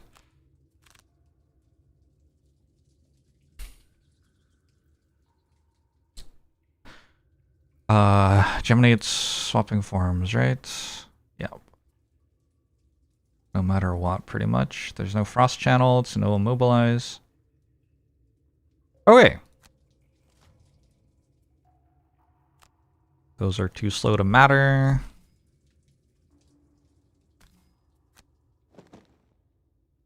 So, Banner Spear or some other friend of Deathwalker's is going to kill this. If we crit miss, it's actually fine.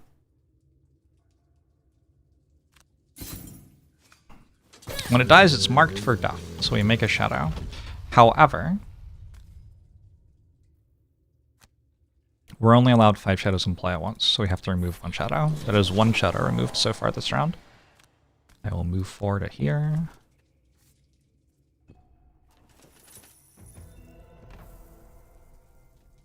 Geminate has to swap forms every round, so I'm just gonna step here.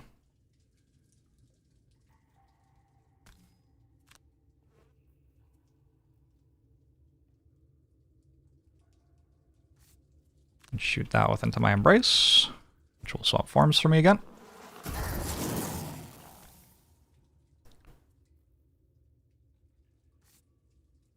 Just not gonna pull it toward the banners, seems unnecessary. Now, Deathwalker has already moved 1 shadow this round. Oh, it's Bone Shaper's turn now. Sure.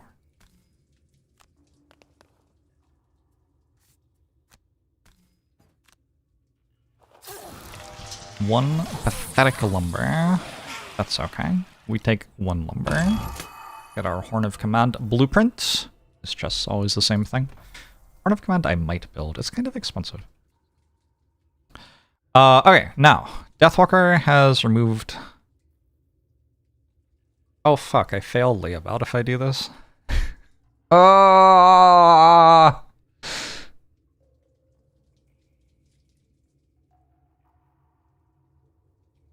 got 1 too much experience earlier in the mission. Oh my god. I think I should just do it.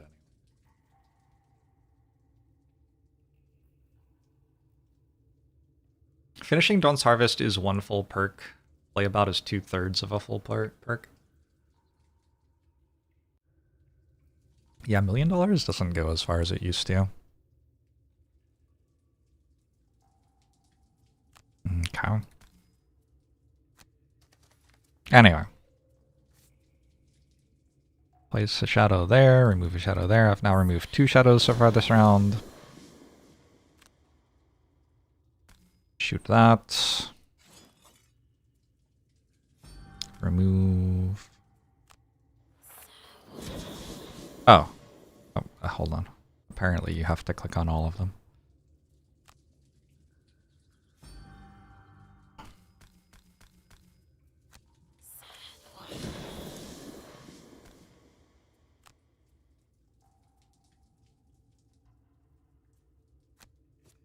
just forget to get the experience. So, I failed Layabout, but I succeeded Dawn's Harvest. Dawn's Harvest gives slightly more. And I did win the mission. It was a very good mission.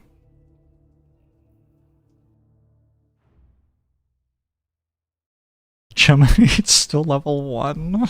Oh, Geminate. God. Can you remove the shadows but not make the attack? You could, but you'd still get experience. Anyway, we got Guardian of the Flag, Dawn's Harvest, and Perpetual Motion. We only failed Layabout. This is overall pretty good.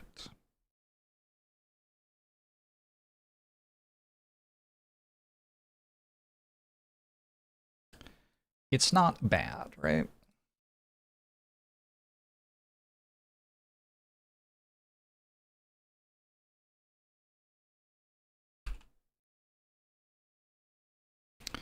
So I have a Banner Spear, Geminate, Bone Shaper, Deathwalker. Banner Spear got Specialist. Geminate got Rambler. Bone Shaper got Prepper. Deathwalker failed. Layabout. It's my second fail on a Deathwalker quest. And when we do combat goals, I'm also like darkening it and putting a little outline around, I guess. Here, we can just copy paste the formatting. I don't know what to do about this one though, because I failed the quest. I make it a darker red? That's kind of weird. I guess I will. Usually darker red means like worse, but in this case it's better. Overall that's 14 perk marks, if you count the masteries as 3. Which is... I've actually done better. That's disgusting. Good lord, this one went off. Still, 14's pretty good. We're at 32 out of 150 for Bone Shaper on experience from ability cards. Going well. Got a magnetic cape. It's kind of sweet. Good to have it on Bone Shaper too, I guess, since Bone Shaper is going to be around for a while. Although, so are these two. Bannister is the only character who can quickly retire in this party. We got 2 Rock Roots, 1 Horn of Command. Most damage dealt was from Geminate. That is surprising to me. I guess I got some decent crits or something? I don't know.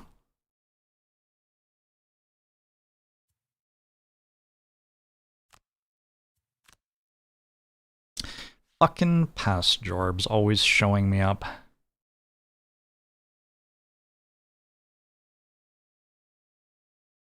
The Ice Speaker Chief.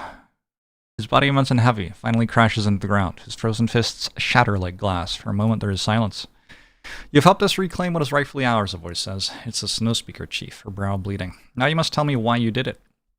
Seeing no alternative, you opt for honesty. You say that you've come here in response to the Ice Speaker attack on Frosthaven on a mission to secure the town's safety. You'd hoped that by helping the Snow Speakers, you'd be able to broker some sort of alliance, or at least a truce. You're not sure how sincere this all sounds with so much blood covering your clothes, but you do your best to put on a straight face. We have no quarrel with the human town, the Snow Speaker Chief says. In return for your aid, from now you will have no trouble from our tribe. Yet we cannot predict what the Ice Speakers will do. If you wish for safety, help us do away with these blasphemers once and for all. Before we came here, we spotted a group of Ice Speakers north of the Whitefire Wood. What they're doing there, we do not know, but they will launch a counterattack if we do not intervene. I charge you then, kill those who wish us harm, and we will see about this peace. Seeing peace within your grasp, you agree to the terms.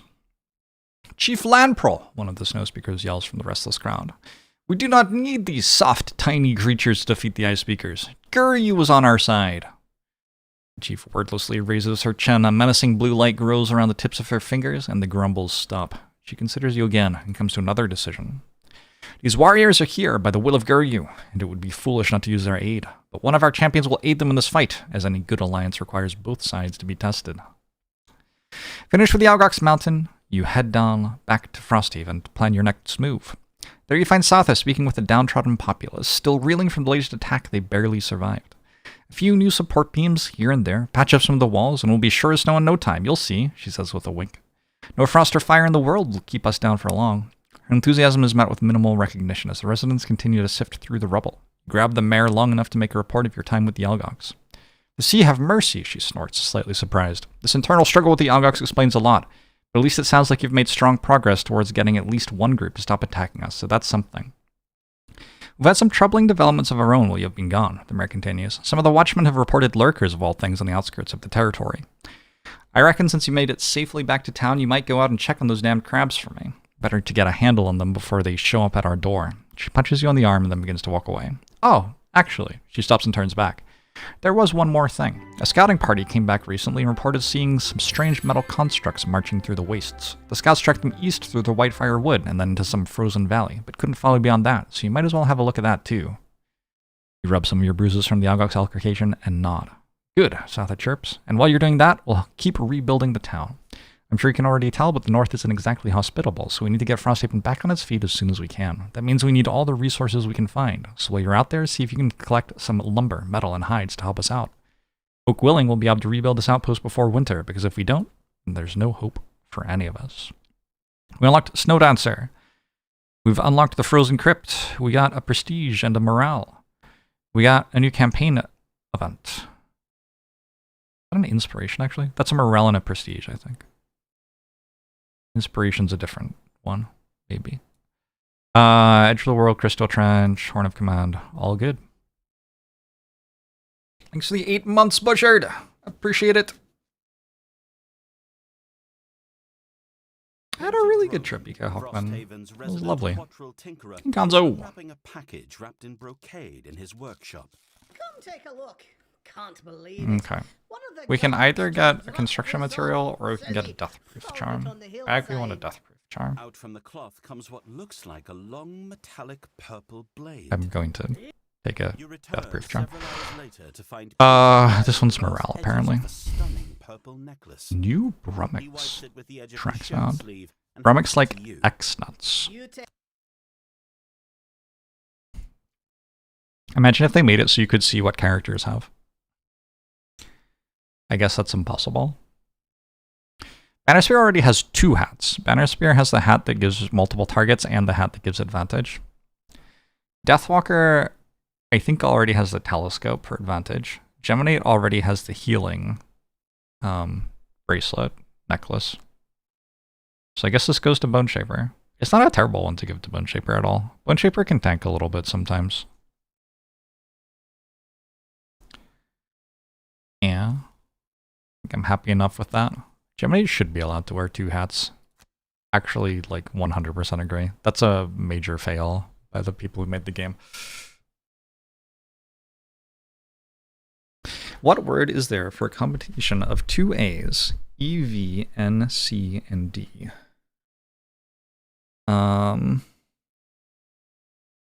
Advance? Seems like advance, yeah? Boom! Hey, Monthanor.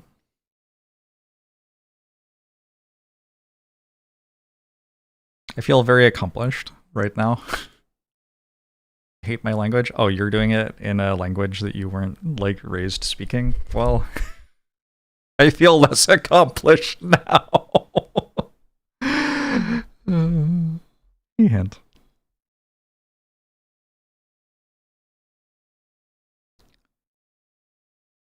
Alright. How many perks do we have? 2, 2, only 1, and 2. Why only 1? That's kind of surprising. I completed a mastery and my combat goal. Oh, because I didn't level up. Right. Yay. So, in order for Bannerspear to retire, which is kind of the only direction that I have in the campaign right now in terms of personal quests, I want to go kill the crabs and I want to go kill the bolt shooters. In order to kill the bolt shooters, I have to go through the crystal trench, and that mission's fairly easy, so I think we do that one first. I do have lurker claw crushers already unlocked to fight, but that mission's much harder. So we do the crystal trench. Then maybe after that we kill the claw crushers, and then after that we kill the bolt shooters. I don't know. I feel like this party is pretty capable of handling the bolt shooter mission. I'm less convinced about the claw crusher mission. I think that's going to be like very touch and go, depending on what the mind snippers do, because I don't have a way to choose the mind snippers that I can see. And I also don't have a great fight against the boss at the end, to be honest. We'll have to see what Geminate can do against the boss. Geminate might be okay against the boss. Geminate has a push and a pull, and there are a bunch of traps on the ground.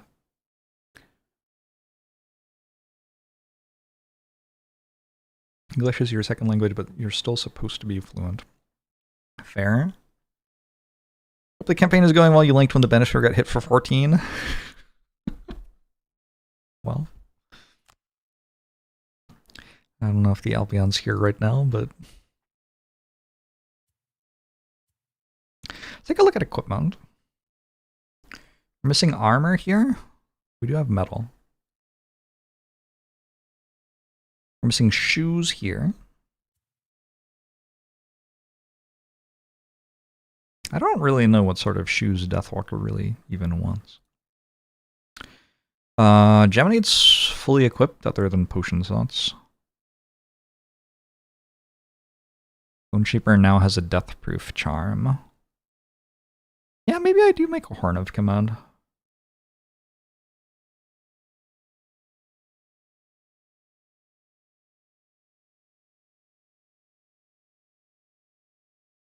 Instead of Warden's Robes, we go Magnetic Cape? Yes? No? I don't know.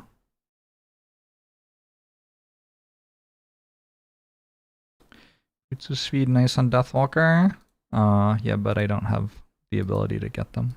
I went with a weighted net instead of Boots of Speed because I already have Banner Sphere with Boots of Speed. This time around.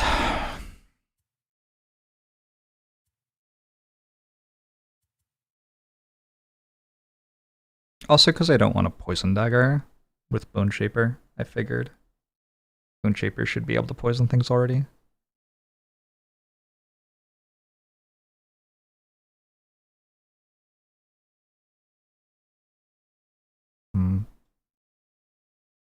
I am playing Frosthaven in the real world later today. And I have a couple of hours before I have to go, but I'm not sure that's long enough for a Crystal Trench mission.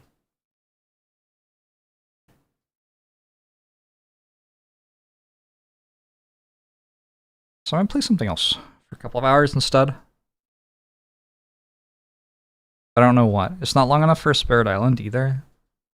It's long enough to lose at their Billions. It's actually a very good amount of time for a Slay the Spire run. Maybe I should play a Slay the Spire run. Okay, fine. House rules, random character classes, random retirement quests. That's basically all.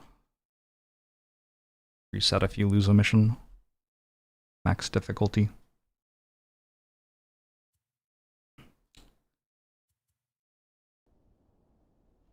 More fisherman runs sounds kind of fun. I'll play a Spire run though.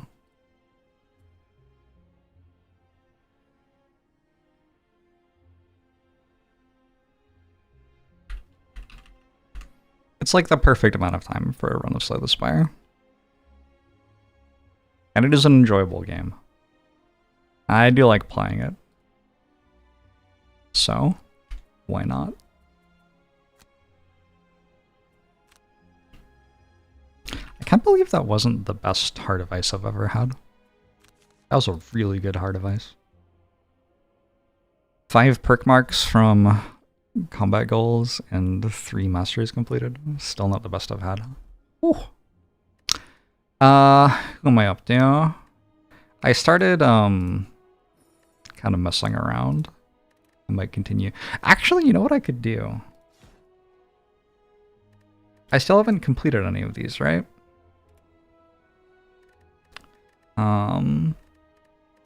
One hit wonder. Start the game with 1 max HP. Ironclad. Is that correct? I still haven't done this yet? There's some other challenge that I have completed, but it's not this one, right? I don't remember what it was. Oh, winning without playing an attack card. But I already did all 4 characters with that one. Alright. Let's do some 1 HP attempts.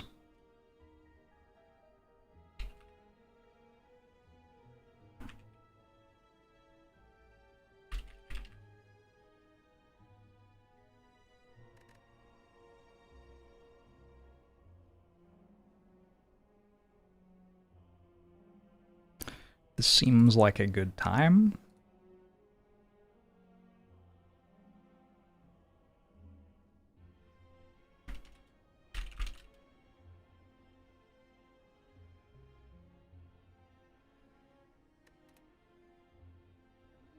Playing campaign as Wingblade in the class seems really hard to play, and sometimes the initiative numbers and the cards don't make sense. Some will be fast in hand, others will be slow.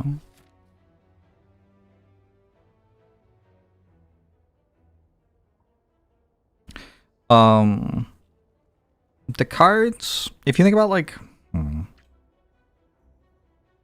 the cards all have like an average initiative value, and then fast is 15 faster and slow is 15 slower, basically. So like if a card would be at 30 for regular class, on Blinkblade it's 15 fast, 45 slow. And then you have some cards which are slow overall cards, so they'll be like, they would be 75 if they were on another character, but for Blinkblade they're 60 fast, 90 slow. If that makes sense. Ironclad is not one of the easier ones to do this on. Let's go this way. Like, usually you just die on the first floor. I need this to weaken me this turn. That's a guaranteed death then. Alright, next attempt.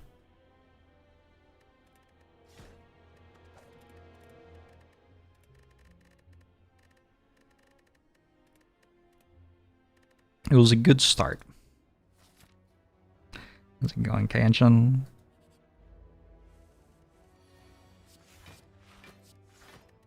This does kind of simplify the early floors. You never have to think like, should I take a point of damage here? The answer is no. Dead. Hey, Morna.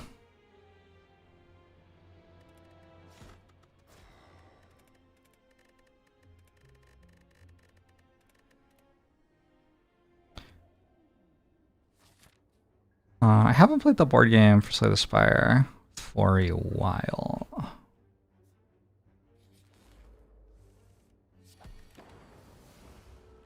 Played it a tiny bit. But no, mostly not.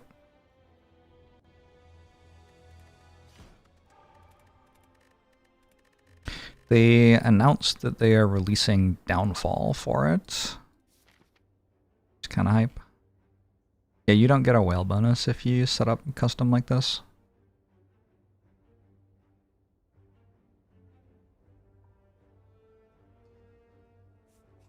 It'd be nice if custom mode remembered your options. Yeah, whatever.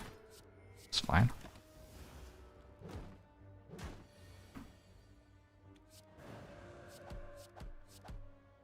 Alright, Watcher has made it to floor 2 and gotten a tantrum. I think that's better than an empty body. Can't do that.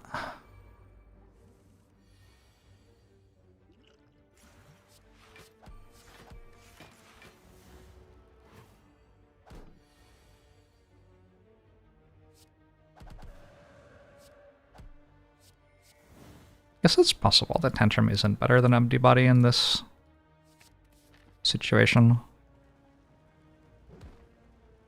I'll take 0 damage for Golden Idol.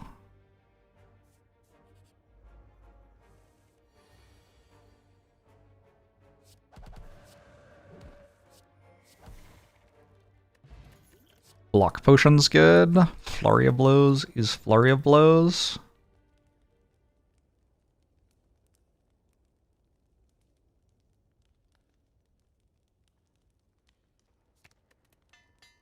I don't know how likely I am to win an elite fight right now.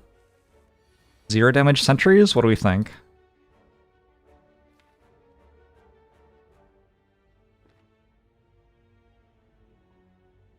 Watcher's a good unit.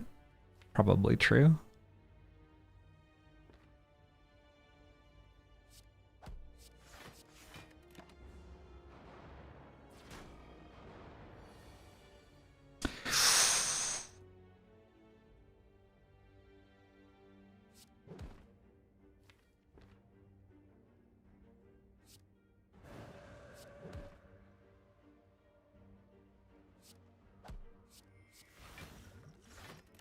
Nearly.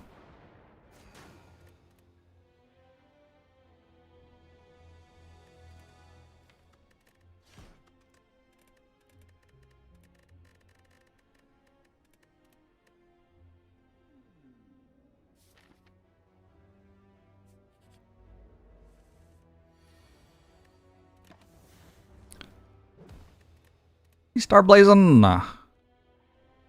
It's definitely possible. Possible on all characters. Manageable on Silent and Watcher. Very hard on Defect.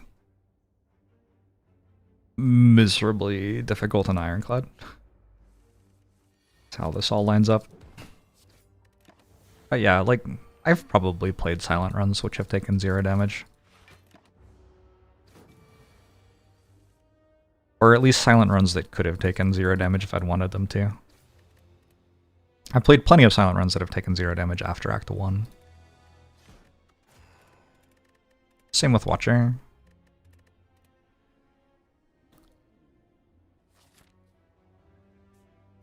Curious what a 6-hour 1 HP run would be like. I mean, I couldn't have made that run 6 hours long, so... There would be some luck involved in making it 6 hours long, because that one was not going to be 6 hours.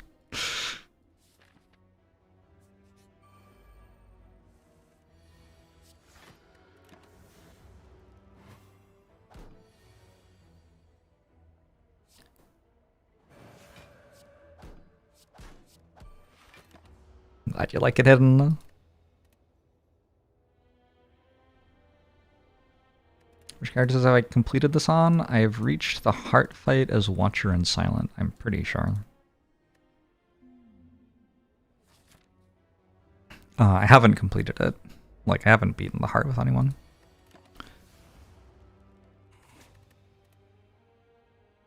If I did, I would stop playing them. The goal is to get 1 win with each character. Why not start a regular Ascension 20 run and ban it as soon as you take 1 damage? Why would I do that?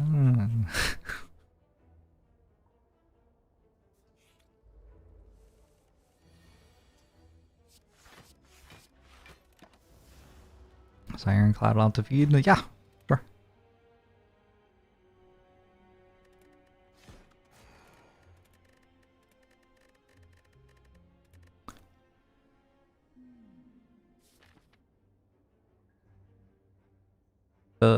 The conditions don't say I have to stay at 1 max HP.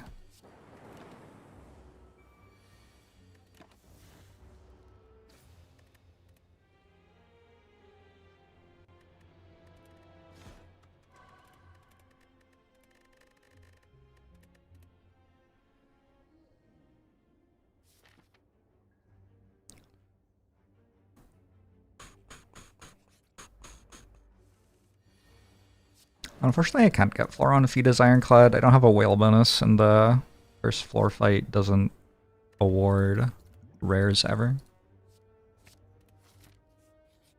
I think Ironclad's made it to like floor 7 or something at least.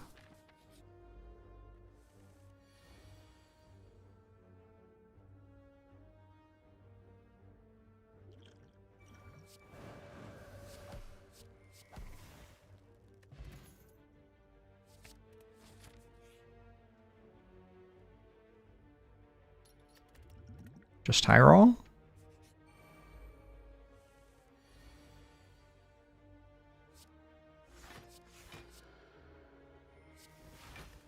have played that wrong. When I consider modding it to have a whale bonus, like why? What for?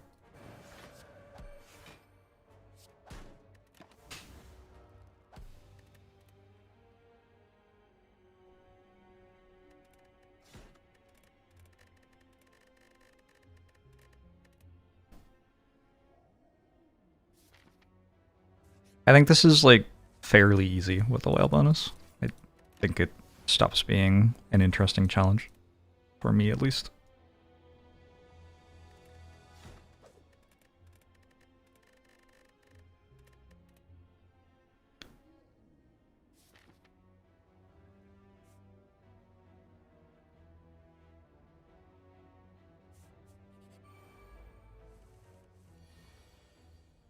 A lot of this is about getting one very good event early.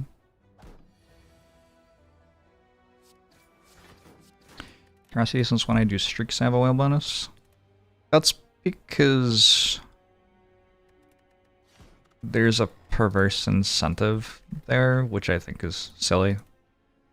And because I enjoy playing the game with a whale bonus more when I'm like not doing a challenge. But if you don't have whale bonus unless you reach the Act 1 boss and you're going for streaks, you should just like really quickly reach the Act 1 boss and then abandon run a bunch. Like every time you die in Act 1, you should do a quick run back. Like you can get to the Act 1 boss in like 5 minutes. Yeah, I played a Frosthaven mission, but don't really have time for another one, the Gaudy Nights, so doing some Spire for a bit.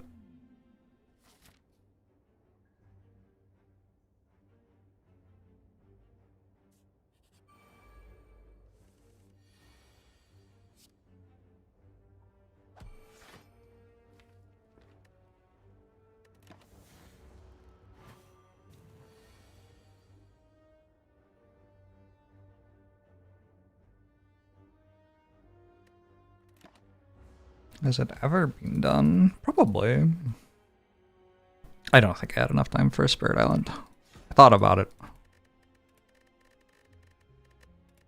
With Whale, you just swap until you win with Pandora's Box. Or you can honestly just like take max HP from Whale with Watcher and you're basically playing a normal Watcher run. Like, Watcher should probably have a win rate that's like higher than 25% or something, starting with like max HP.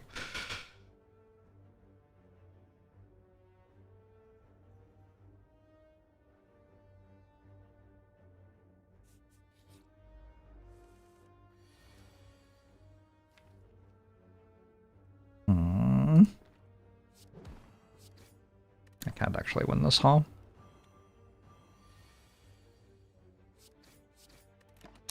With Ironclad, it's just fun when you get past floor 1, which doesn't happen often.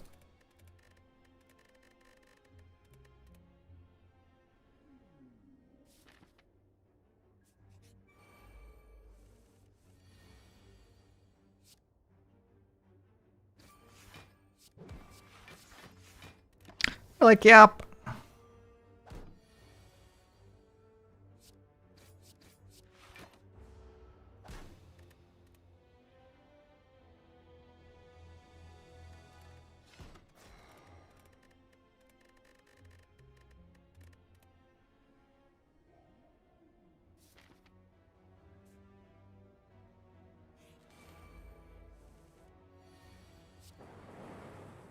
Nice. I think this is the first time through floor 1 with defect.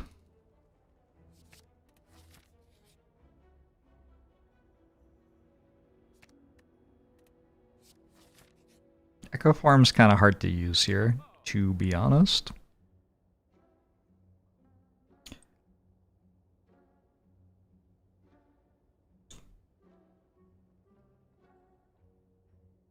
If only I were substantially better at 1 HP defect runs. I have no idea what I'm meant to do in this shop.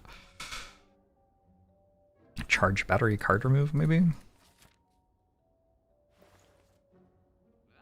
Charge battery Hello World. What if it's charge battery Hello World?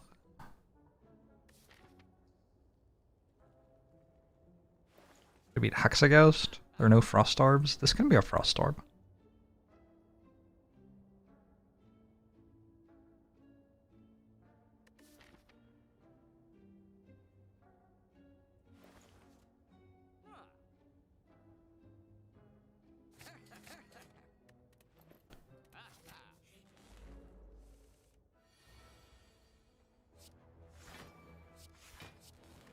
Decent.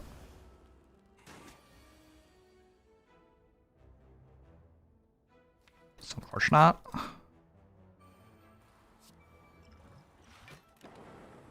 think Hello World gives me flawless Lagavulin fights sometimes.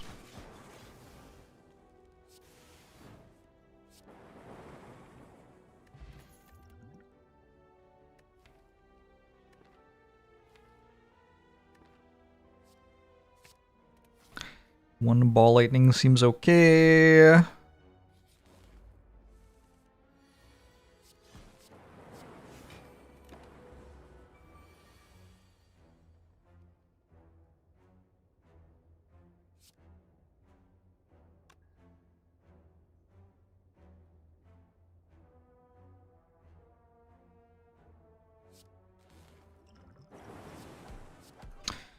Alright.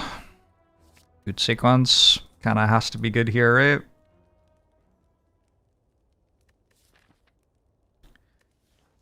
Okay. We must fight Lagavulin, but if we do fight Lagavulin,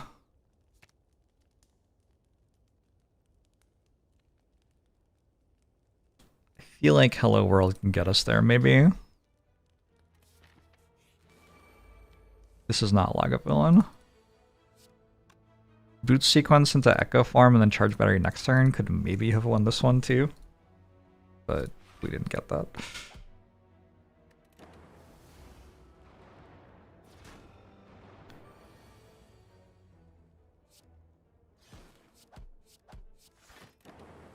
GG.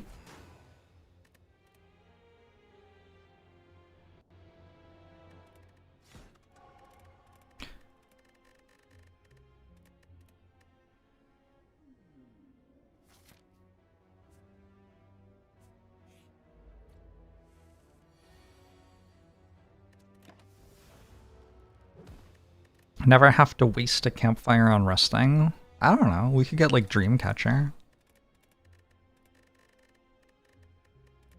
I kind of just want to do Ironclad only. I feel like the other characters get too far.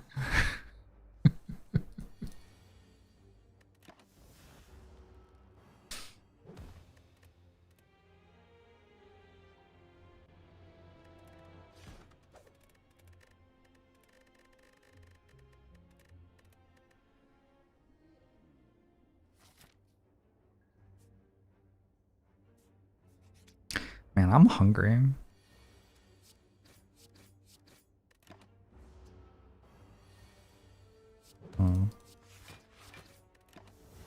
What food should I eat today?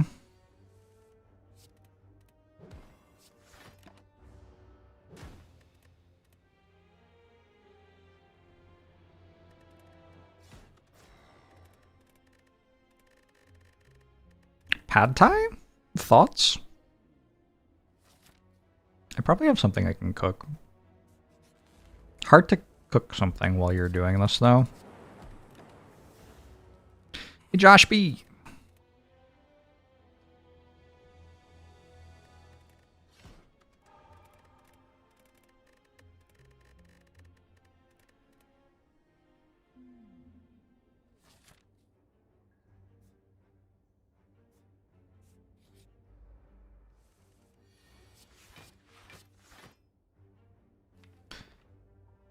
That's really on you for being on a cruise ship, I think, are you?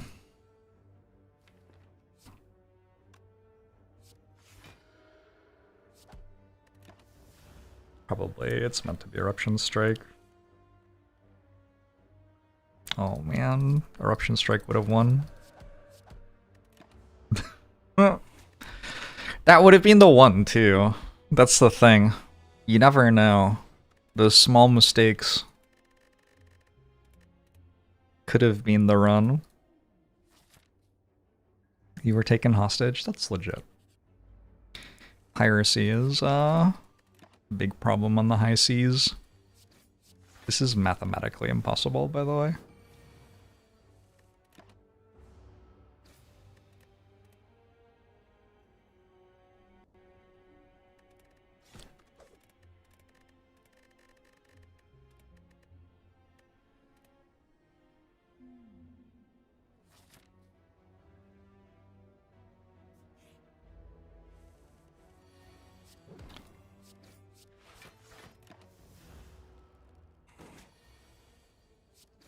Silent can kill the Jawworm. Not with that hand, though, I don't think. Would this run be more balanced if the enemies also had 1 max HP?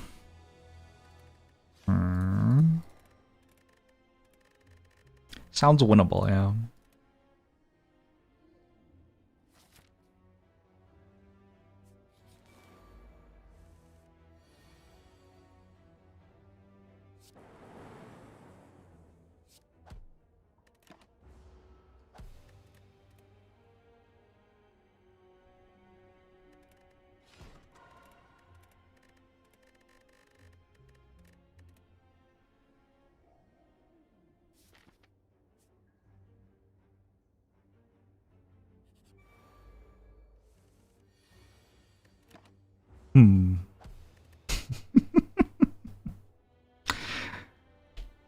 How much liquid, I'm guessing, is a glug?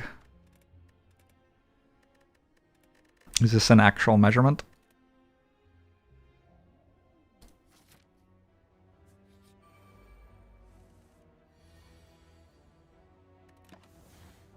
A glug of olive oil?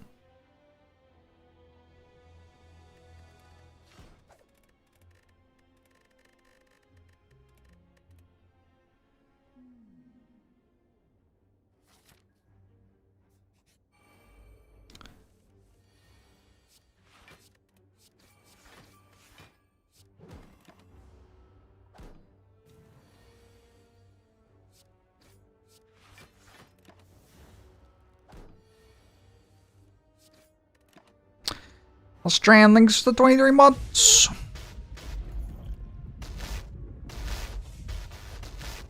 Is this a slice? This might be a slice.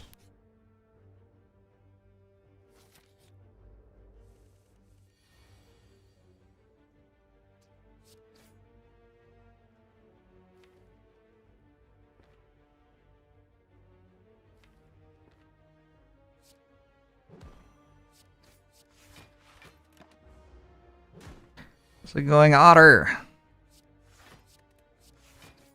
Otter, why? Why, Otter?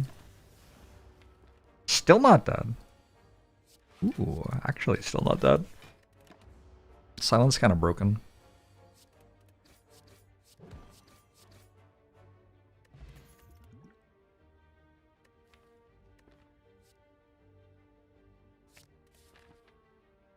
I have 2 potions already. We kind of have to high roll events for this to ever work.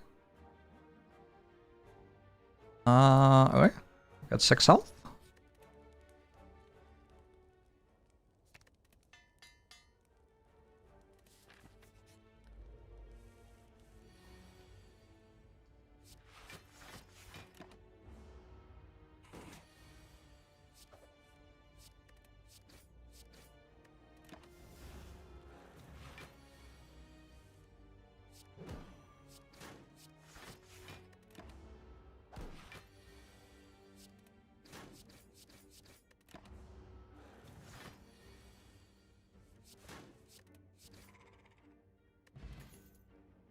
Second slice. First deflect.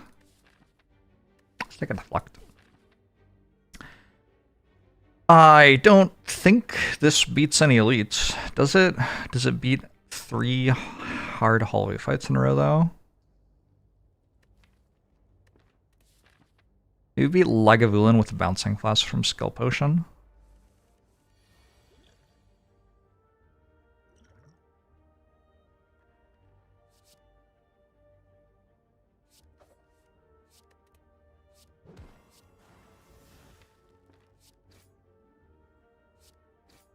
Chat. I'm a bit concerned.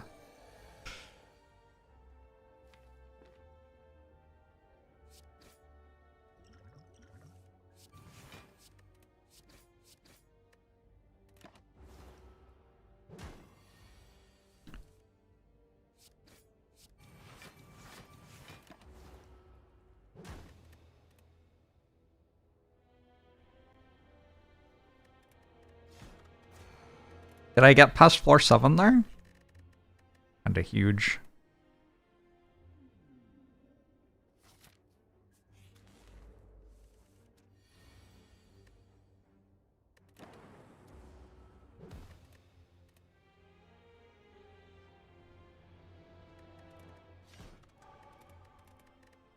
The song is kind of too many cooks adjacent, yeah? I don't know what Taco's doing in all of these playlists all of a sudden.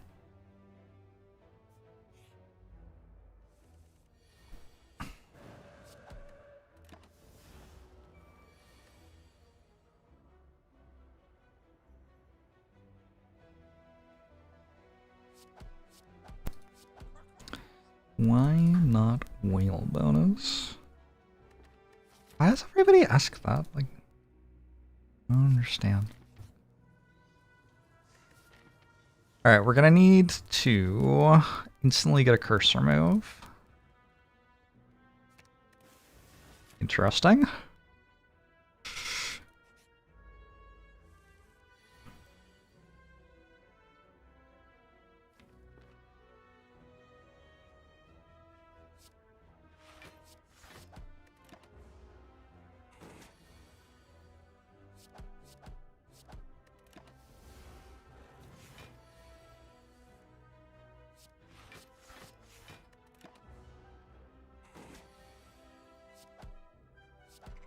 Upgraded cards are better than unupgraded cards.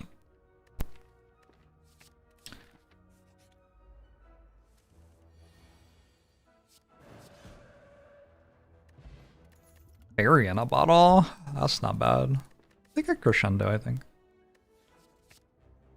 Fresh joints would also improve the deck.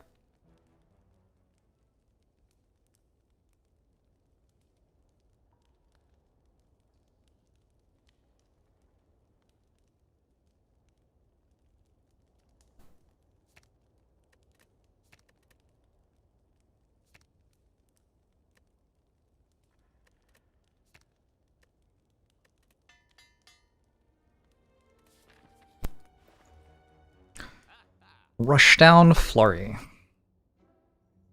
Like, yeah, I guess.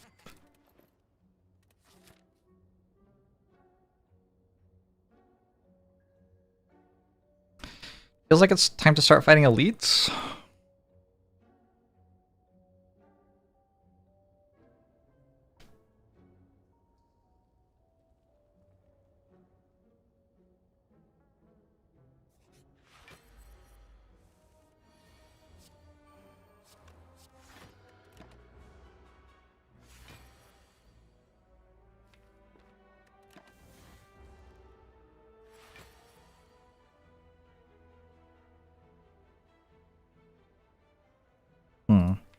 Shut.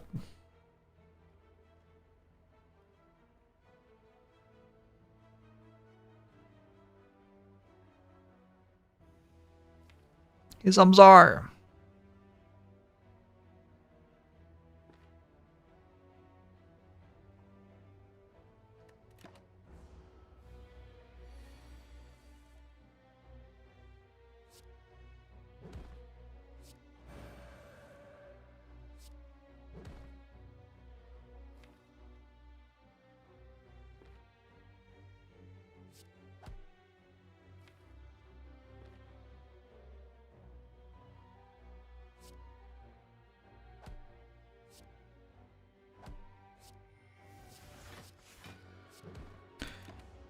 Okay.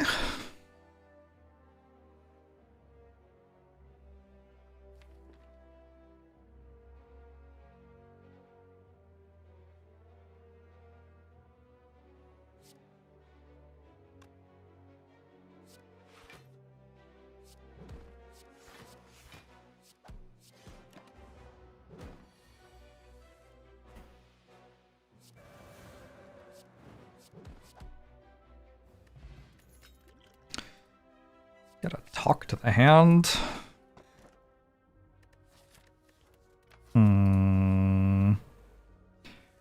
These relics aren't quite it right now.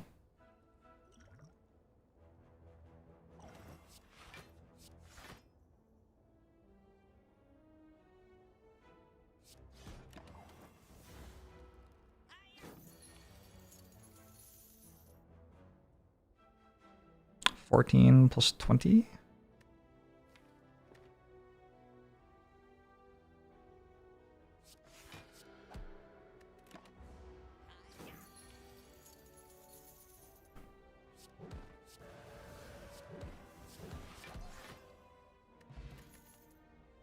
Tantrum with talk to the hand, rush down.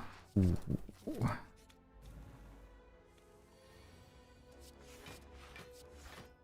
There's definitely a decent amount of I just have to not get attacked.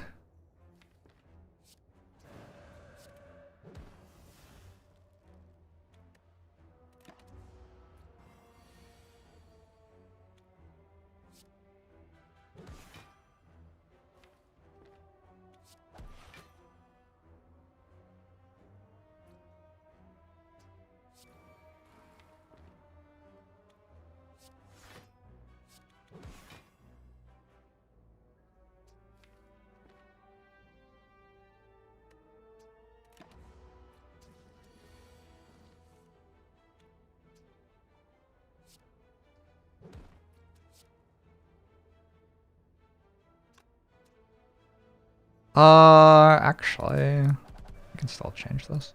This isn't threatening this turn, is it?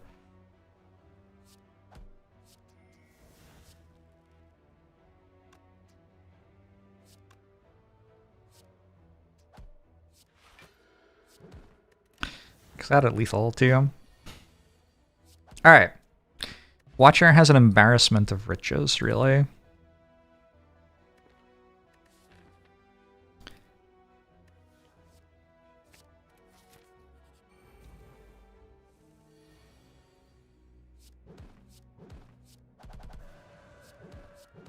Uh-huh. 20, 14, 14? Uh-huh. Oh shit, I have 2 fairies. I don't need a Diva farm. It's a little slow. Protect is kind of interesting.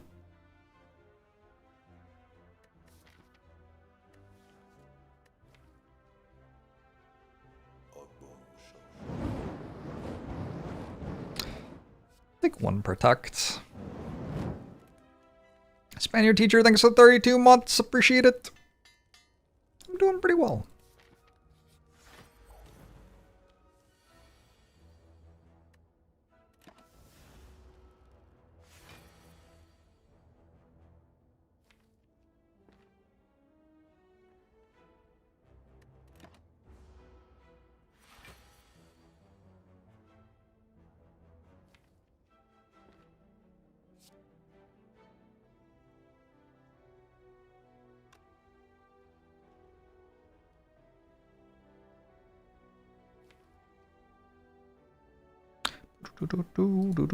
Do.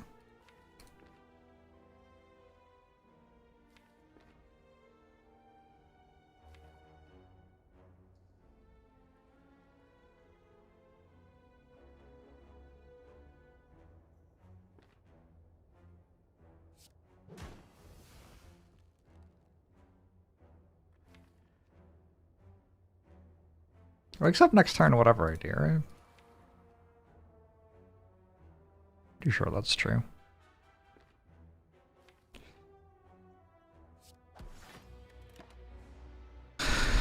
Wait, no it doesn't. I had 1 more turn.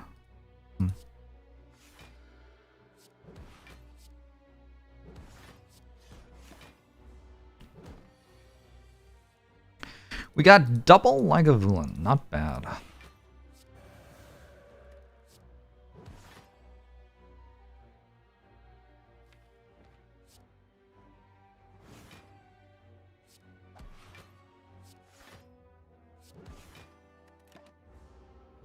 I got halfway to ordering myself Thai food and then, like, stopped. horn cleats. Double rush down. Okay. Horn cleats, somewhat of a relic. I could use a good good boss relic.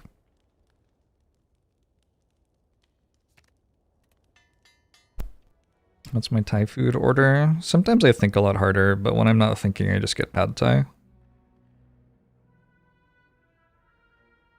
Pad Thai is definitely not the most enjoyable Thai dish I've ever had, but it's like just always fine. I very rarely had pad Thai that wasn't at least okay.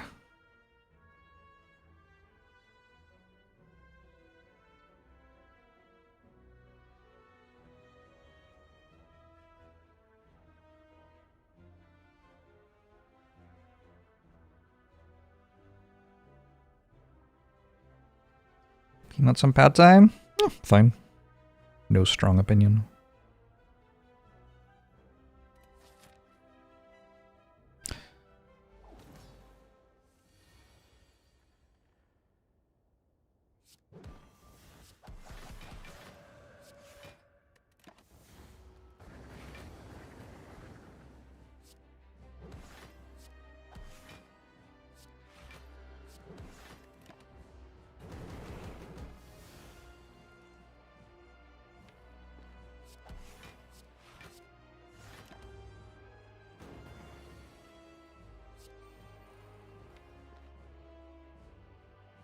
What does it mean? Tura Talula. Tarurai? What is wrong with these men? Also, this sounds like badgering.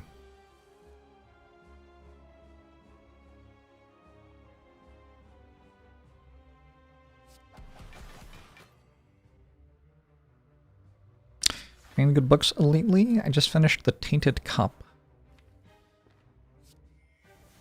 And have started on the next one, whatever it's called. I don't know what it's called. But I like sci-fi murder mystery sorts of things in an empire setting.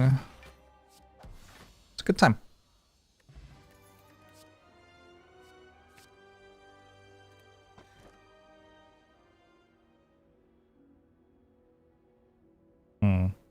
This could be Violet Lotus over Runic Pyramid.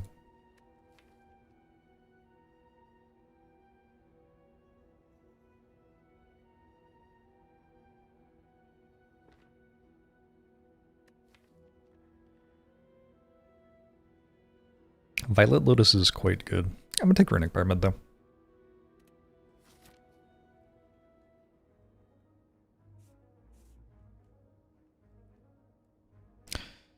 Kinda like just going to the shops at the start of the act and getting 2 card removes.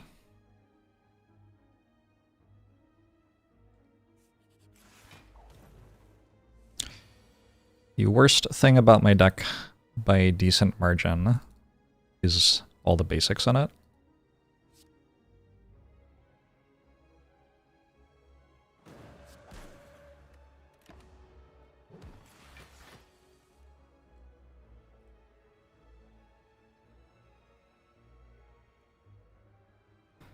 This has been a very poor fight.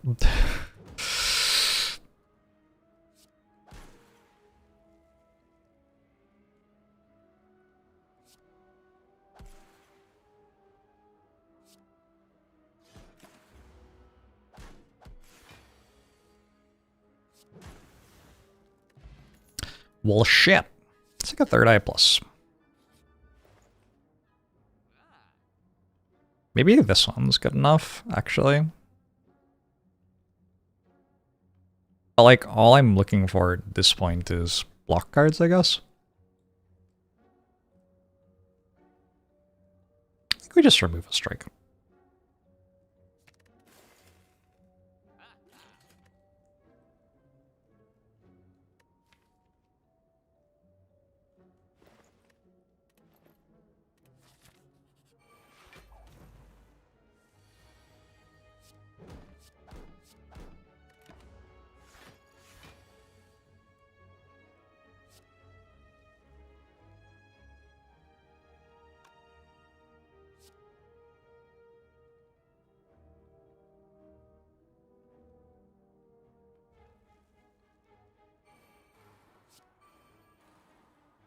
Sure.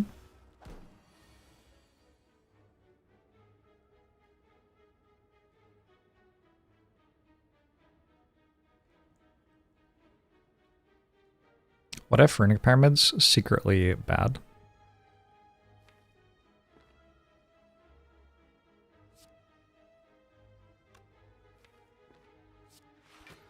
Thoughts?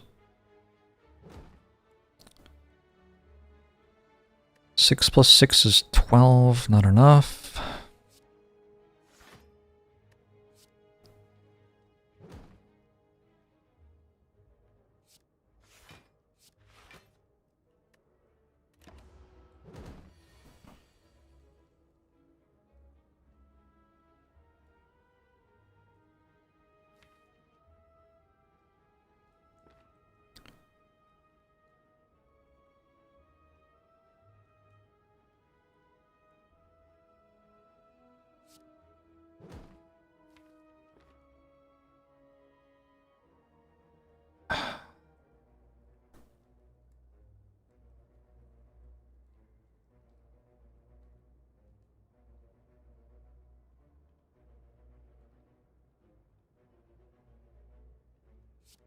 I think it's just this.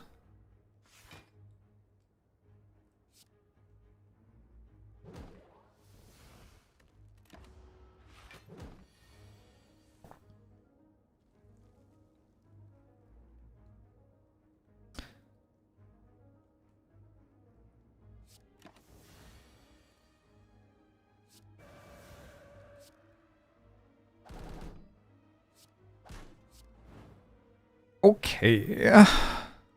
Another protect? I don't think so. I don't have enough gold for card remove anymore. Does that mean I want a hallway fight though? When hallway fights can kill me? I don't know. I can buy a potion, but I can't afford fairy in a bottle. I'll go this way. He's so good. How does he do it?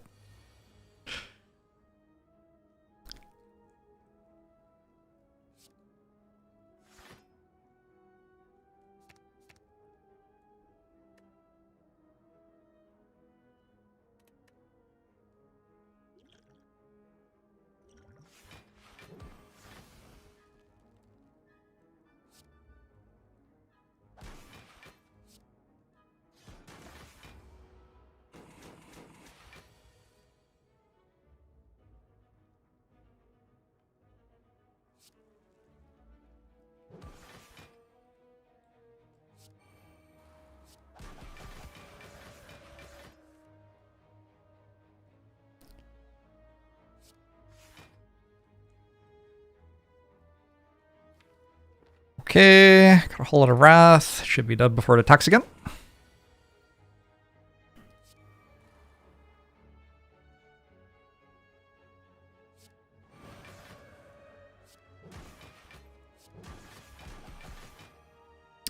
A whole lot of wrath. I didn't take a crush joints. I could take an indignation. I could really use a way to front load block. Like a mango. I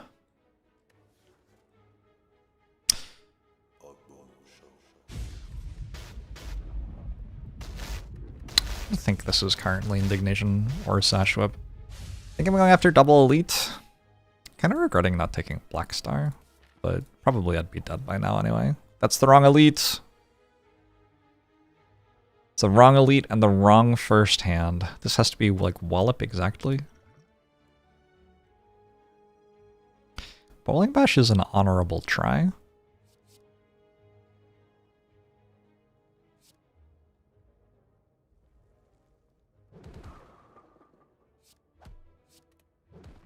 You can't say Bowling Bash isn't an honorable try there. GG. The Zaxa, thanks for the 70 months, appreciate it. 17 months is a baker's dozen, says the Zaxa. That is a very happy baker. Is there a boss relic that isn't dead there?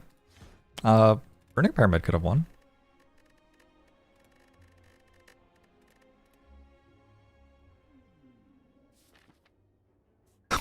2 hallway fights in a row as Ironclad. Alright. I like my odds. I'm dead.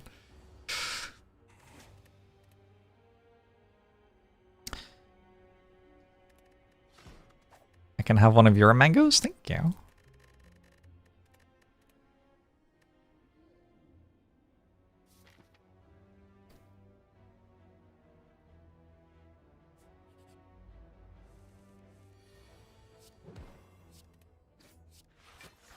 It's a playable turn 1 of the Jawworm fight, I think. I'm not sure if I can win after it strengthens there.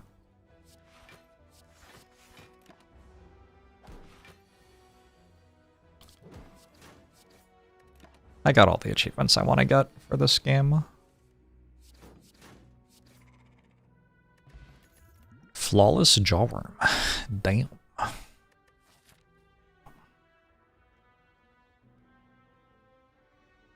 We have to get some obscene relics here and here. Or we can try to go this way.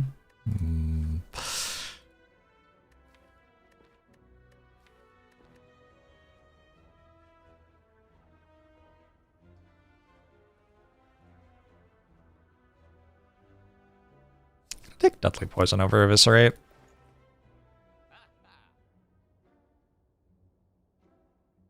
This is probably the highest win rate purchase in the shop, but I'd rather just take a Crippling Cloud.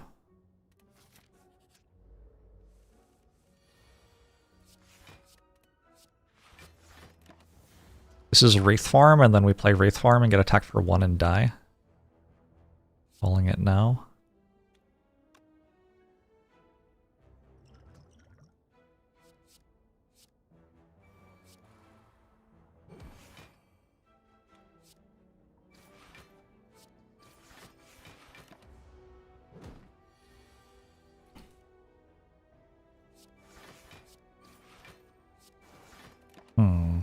Well.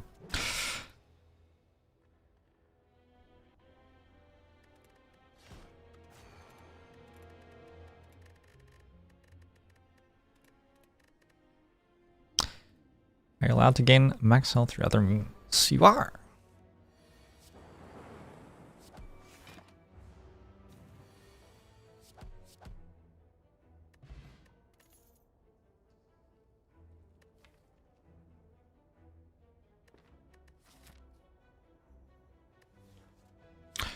I'm gonna take a leap.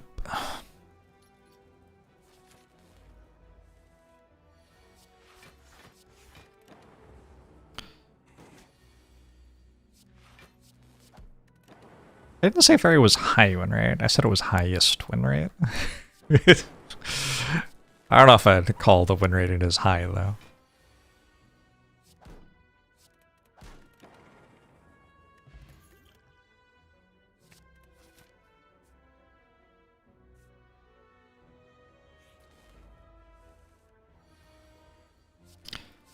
Effect's kind of crushing.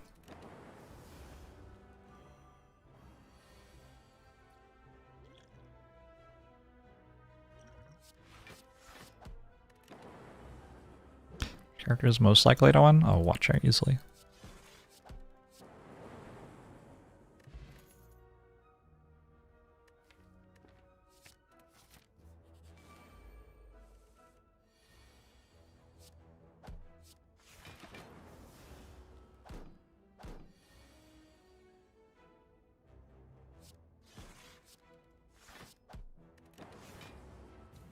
This has to buff and we can kill this one.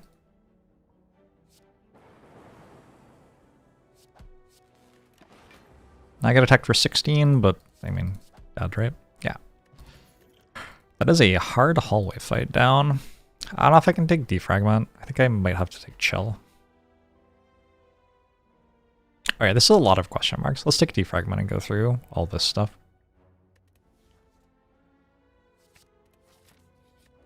Look for a mango.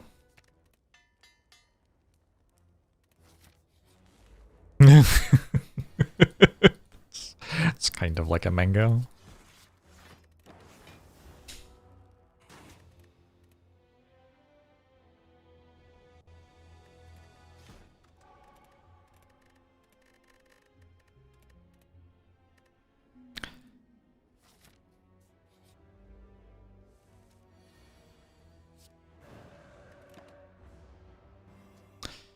mission is tonight. I don't actually remember. And I have to work it out when I set it up in an hour or so.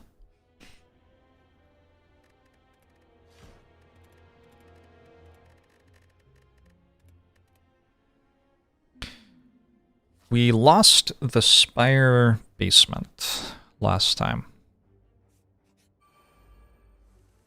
We're trying to find a flame fruit or a corpse cap, I want to say, for one of our players to retire. So we're going to whatever mission isn't the Spire basement and has the most flame fruit and corpse cap in it.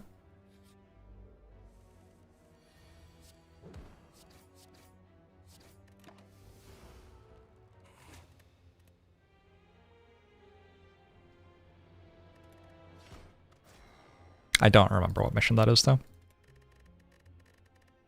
For us right now, I mean. Spire basement obliterated us. We died. We barely got through the first room.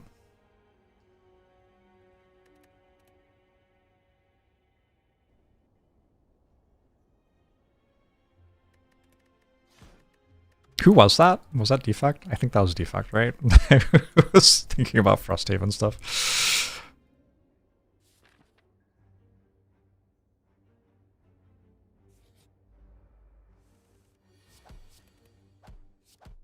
Winnable?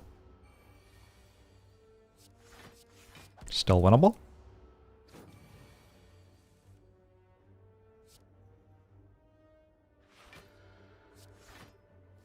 No longer winnable.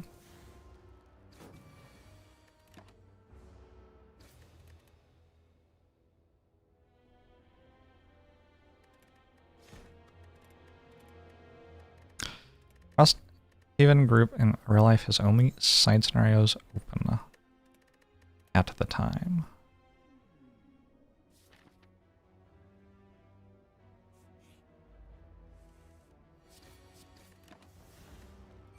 Man, I'm dead.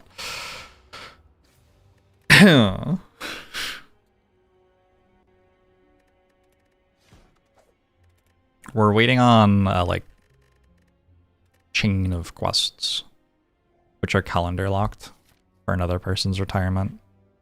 And then my character's retirement is just like go to town enough times, basically. There's nothing much going on there. I got feed on Ironclad one time. I like survived the first fight and then went to a question mark and transformed into feed or something like that. It was kind of unreal. And then I immediately died on the next floor, obviously. Because, like, you're still incredibly weak, it turns out.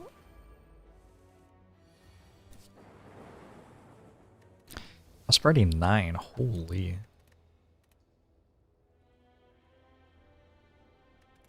It's the Spire basement. So Frosthaven has a spire in it. And the spire is a chain of 3 missions, culminating in a fight at the top.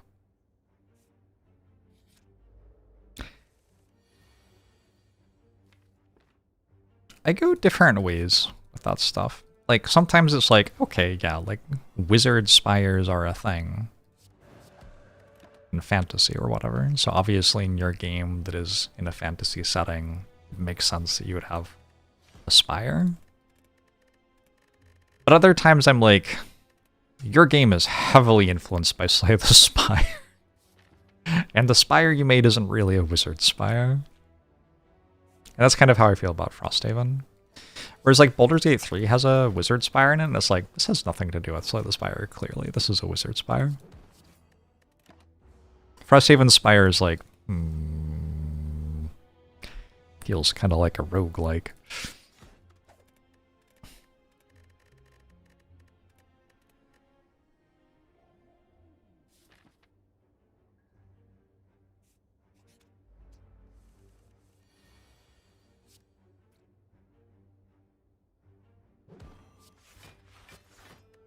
This is the way to stay alive for a turn. I really want to lift the poison power fantasy on Silent. I haven't done that in a while.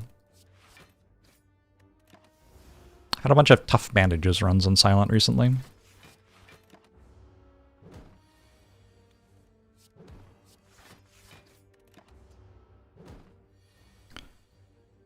I didn't unbox a new Frosthaven set when we lost a scenario. I mean, I thought about it. I would. I would personally do that. I'm not sure the people I'm playing with would.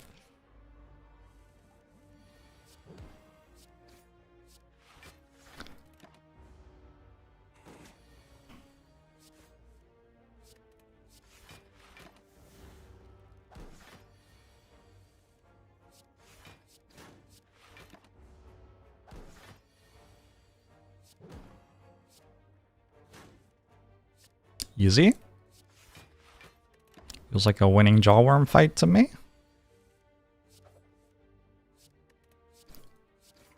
Good dagger throw. Backflip or dagger spray? I don't really know. In theory, there's a right choice here, right? I'm gonna go dagger spray.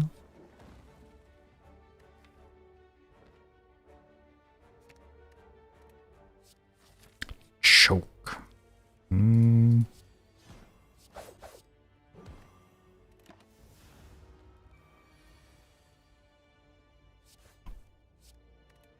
I have absolutely won with pressure points before Nebula. You have not watched every single one of my runs of Slay the Spire.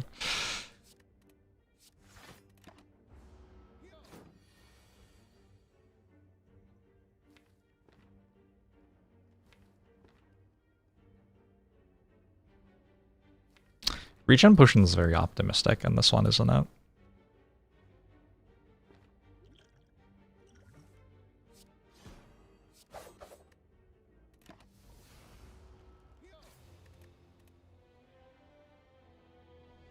You missed it somehow? Well, I've streamed like over 6,000 hours of the game or something. And done a whole lot of recording offline as well. So probably you just haven't watched all 6,000 hours or whatever. Seems fine.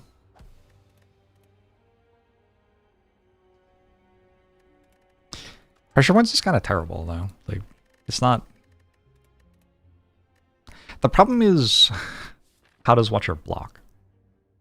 Because, okay, sure, you're dealing damage with the pressure points, but Talk to the Hand and Mental Fortress are both very satisfying ways to block. That's very, like, power fantasy block option.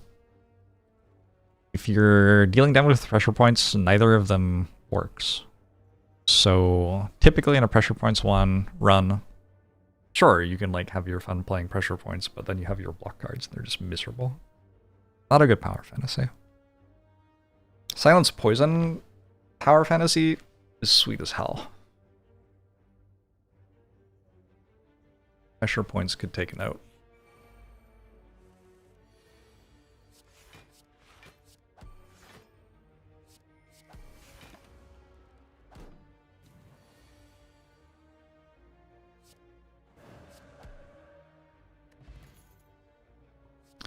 See, reality is fine. You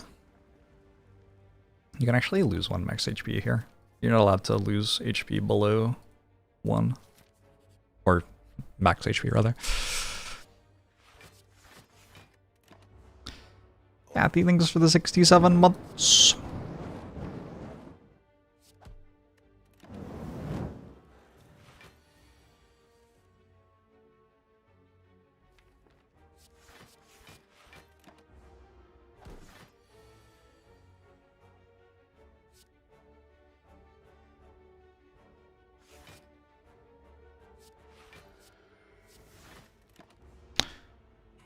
Have so much safety.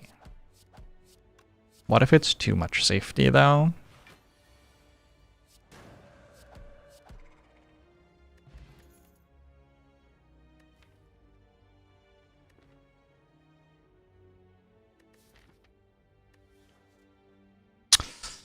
No potion?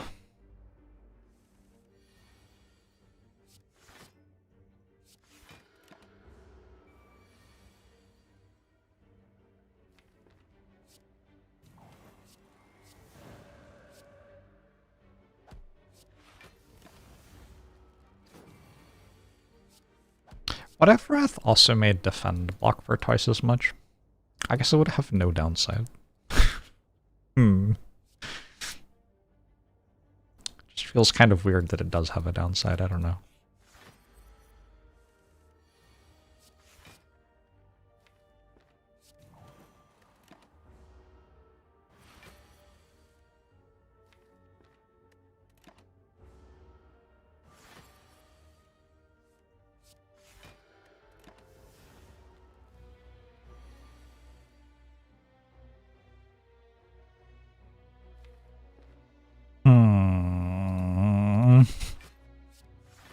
Kinda don't have a damage card. Unless we're counting fasting as a damage card, which I don't know if we can really do.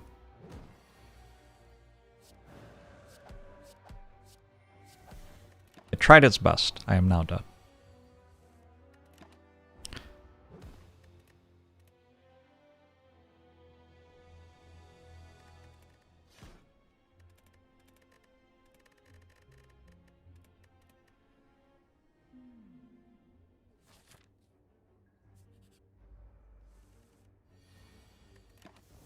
Welp.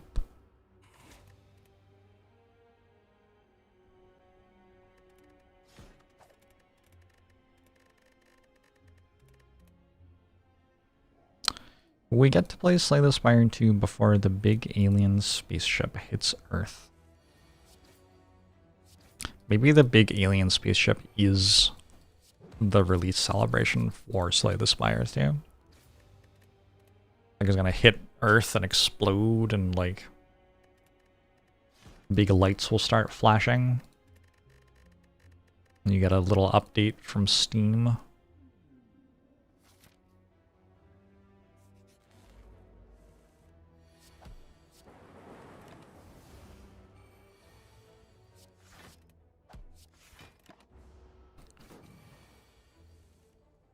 Jorbs pretty strong.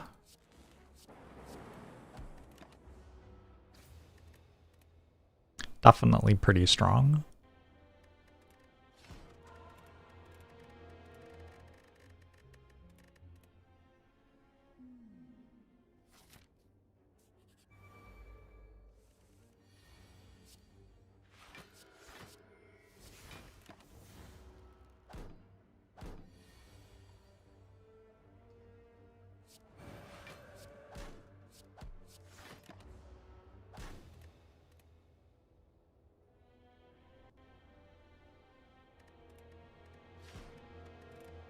Chat.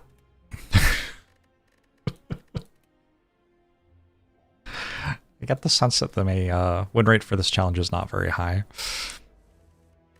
This one is deterministically lost.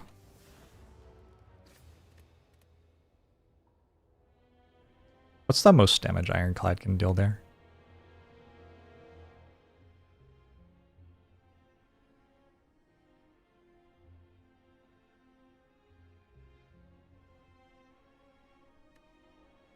Turn 1 we go Bash Strike for 17, then Defend Strike to 26.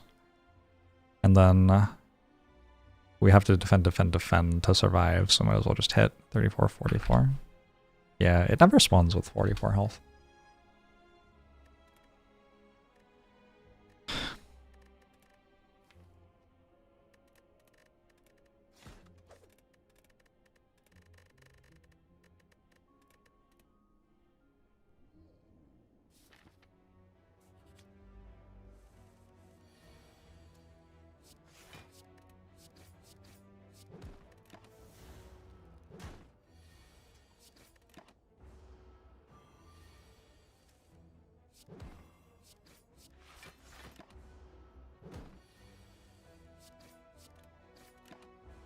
Silent?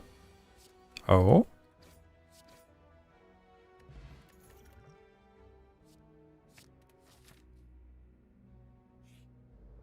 Oh no. This is my question mark. I need question mark to be mango, not jawworm.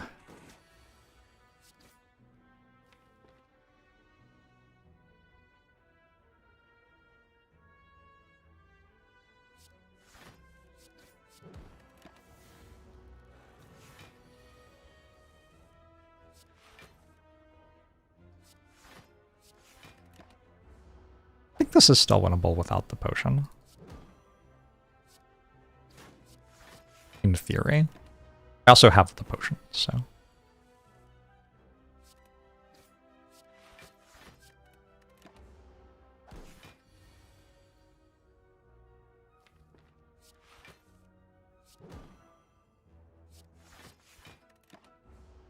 Still winnable without the potion. Oh, that was a good fight. That was a good little brawl. I enjoyed that one.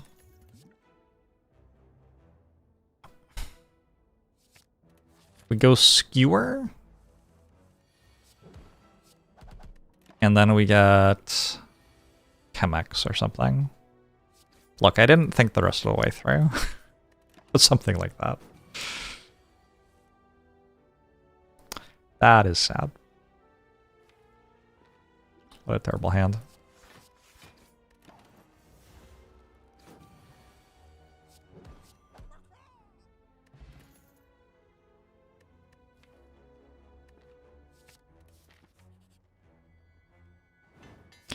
Upgrade 2 random cards for 0 health.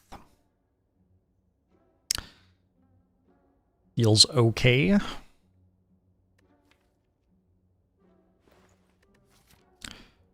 Like calculated gamble blade dance into elite, I think. Which elite can I ever beat? Is it a Gremlin Nob kill? Could be a Gremlin Nob kill. I don't think I beat Lagavulin. I kind of have to kill an elite now, though. Ever beat Sentries? Liquid Memories Dash is like my entire thing.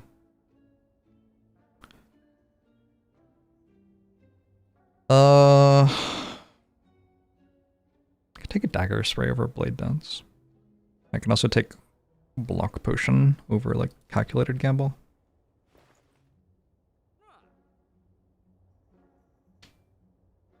I could take Colorless Potion.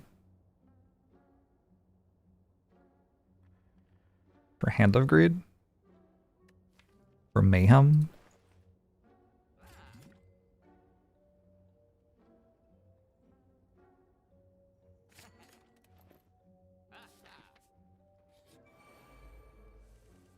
The bomb? Well, I got the Hand of Greed I was talking about.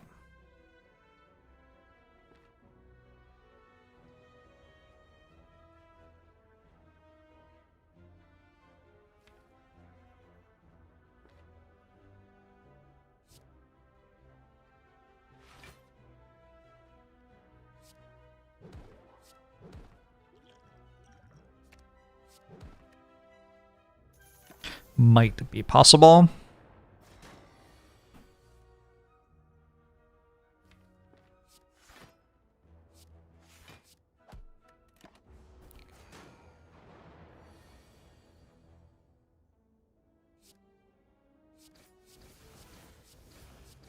Like, honestly, pretty good chances right now. Man.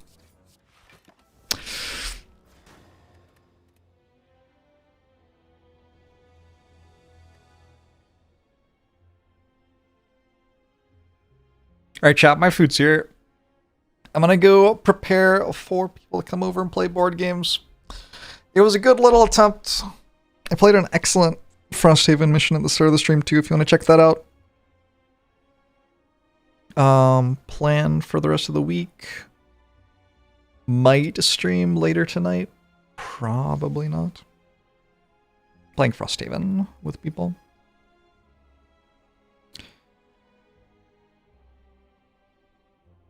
I don't have anything in particular planned for Thursday or Friday in terms of like IRL stuff. So, you can do more Frosthaven, some more Slay the Spire, maybe even some Monster Train.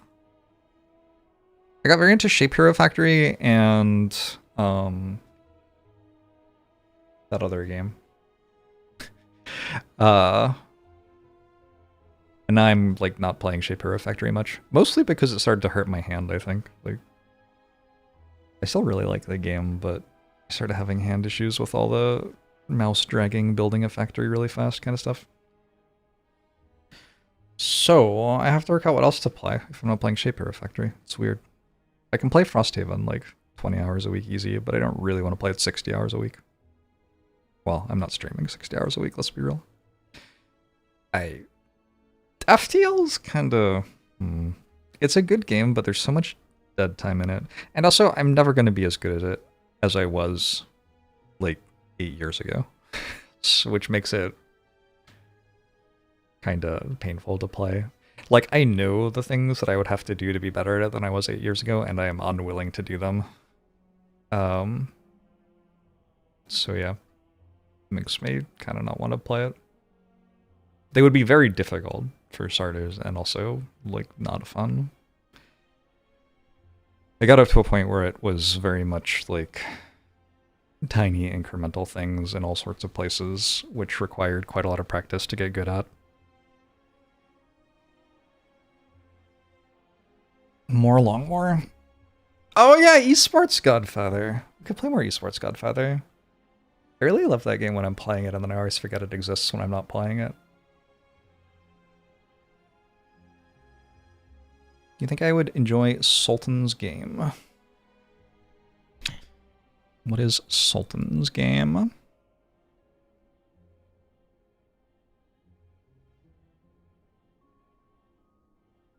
It looks like... That looks kind of fun.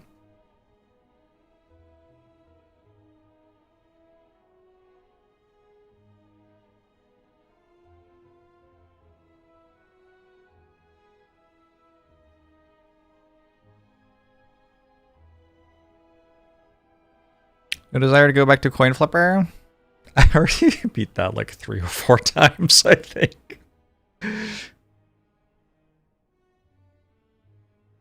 Sultan's Game looks kind of fun. Maybe I'll check it out. Anyway, not right now. I'm gonna go have some food and clean my house and stuff, because I was away for the long weekend, and I got my house mostly clean, but not quite clean enough to host people.